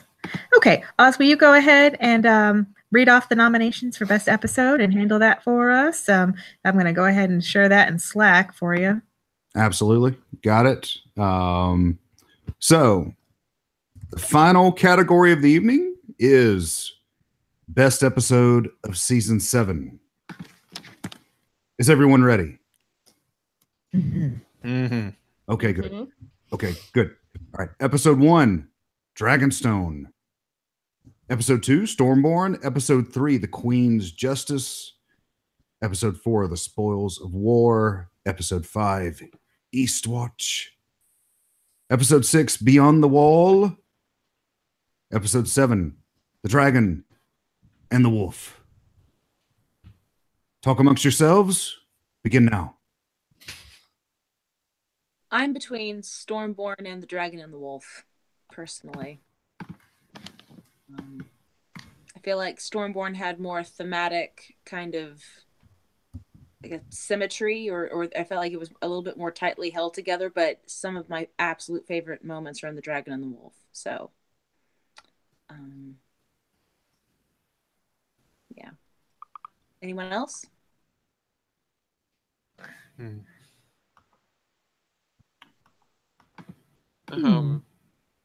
So like I said earlier, I don't mind Flash and excitement, but I am probably one of 3 people who voted as my favorite. I'm gonna sit up.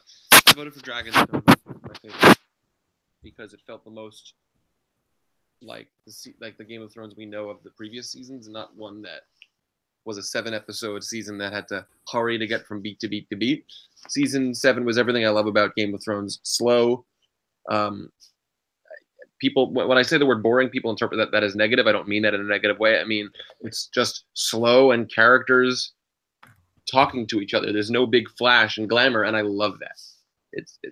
I loved episode 1 from the moment it started to the last 6 minutes, which are basically silent. it feels like actual Game of Thrones. And the Ed Sheeran thing didn't bother me. I know a lot of people didn't like it, whatever. But Arya just talking to the Lannister soldiers and realizing that there's more to this war and more to the people and the soldiers in the war than meets the eye is amazing. And it's all about the characterization of people that I love so much about the show. Not the huge battles that are also very cool, but separate.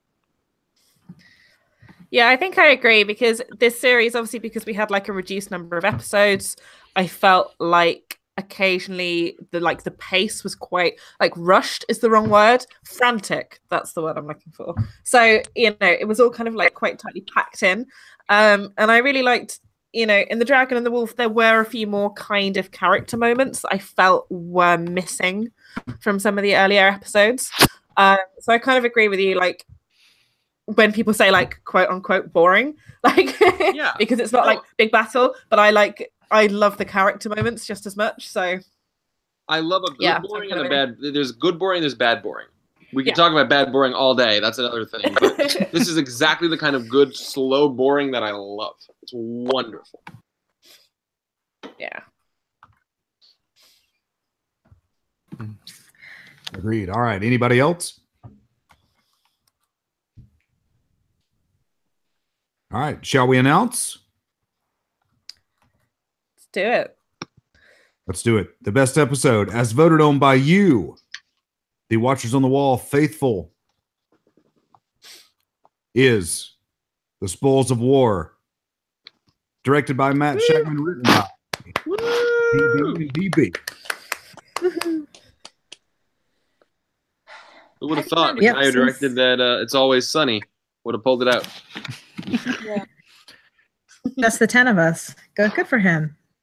I did He's say come a that long Game way. of Thrones is a comedy, featured with some dramatic moments. And dragons, yeah.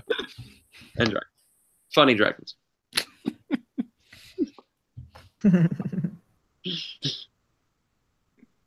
Episode. I mean, it's very tightly directed. It's also the shortest episode. It benefits it because some of the other ones felt like they were just overstuffed. So I think that The Spoils of War is very tight. It has a lot of great moments. So yeah, I mean, it works out. And of course, the battle's super popular, on the edge of the seat action, some great performances. So boom, you can't go wrong. Yeah. Absolutely. I mean, I feel like it's but it is for the sake of the loot train battle that it won. Like, there's no like that is it's crowning it.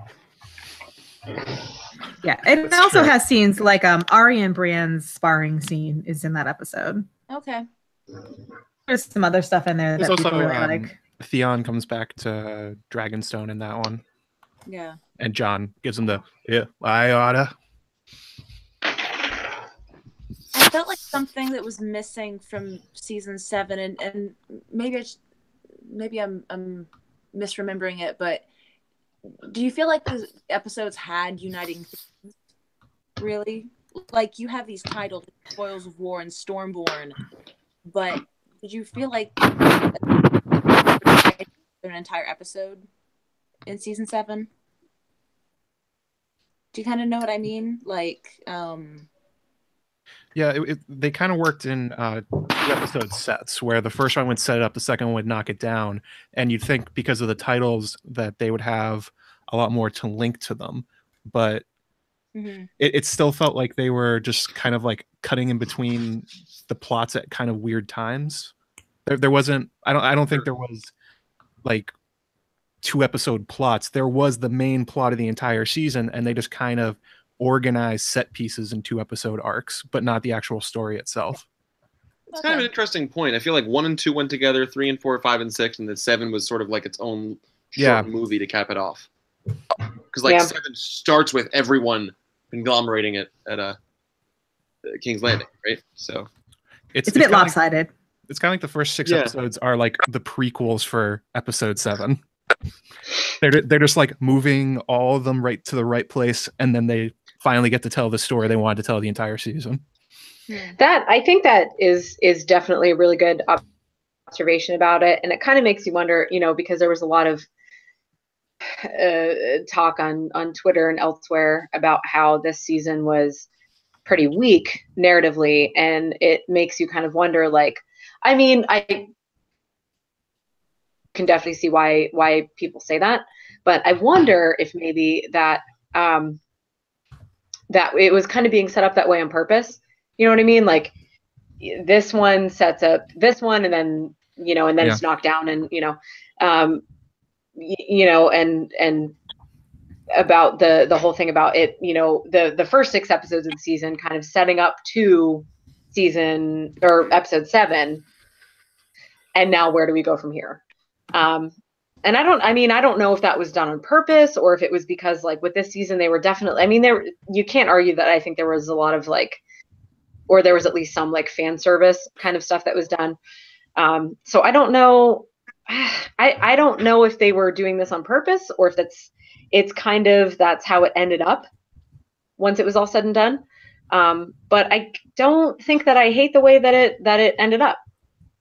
I feel like they did kind of, even if they were setting up these dominoes, I think the way that they finally end up knocking them down and setting up the final episode of the season, I have no complaints about how they've set it up for the beginning of season 8. So. Yeah. I think season 7 had some of, like, the highest highs of the show, and also some of the lowest lows. And that typically happens with any sort of addition to a serialized story, is that that as the stakes get higher, there you have more to lose. So the weak points become weaker, but the strong points become stronger. Yeah.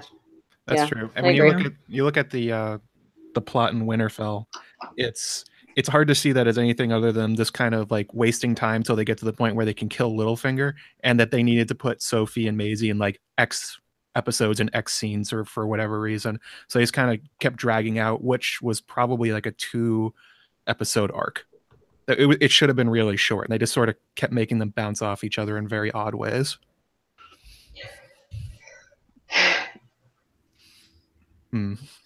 Yeah, I agree. I mean, honestly, I think, obviously, as satisfying as it was to see, Littlefinger go down, and, ostensibly we're supposed to believe it was because, Arya and Sansa were, in it together the whole time, and just playing him, and, playing off of each other kind of thing.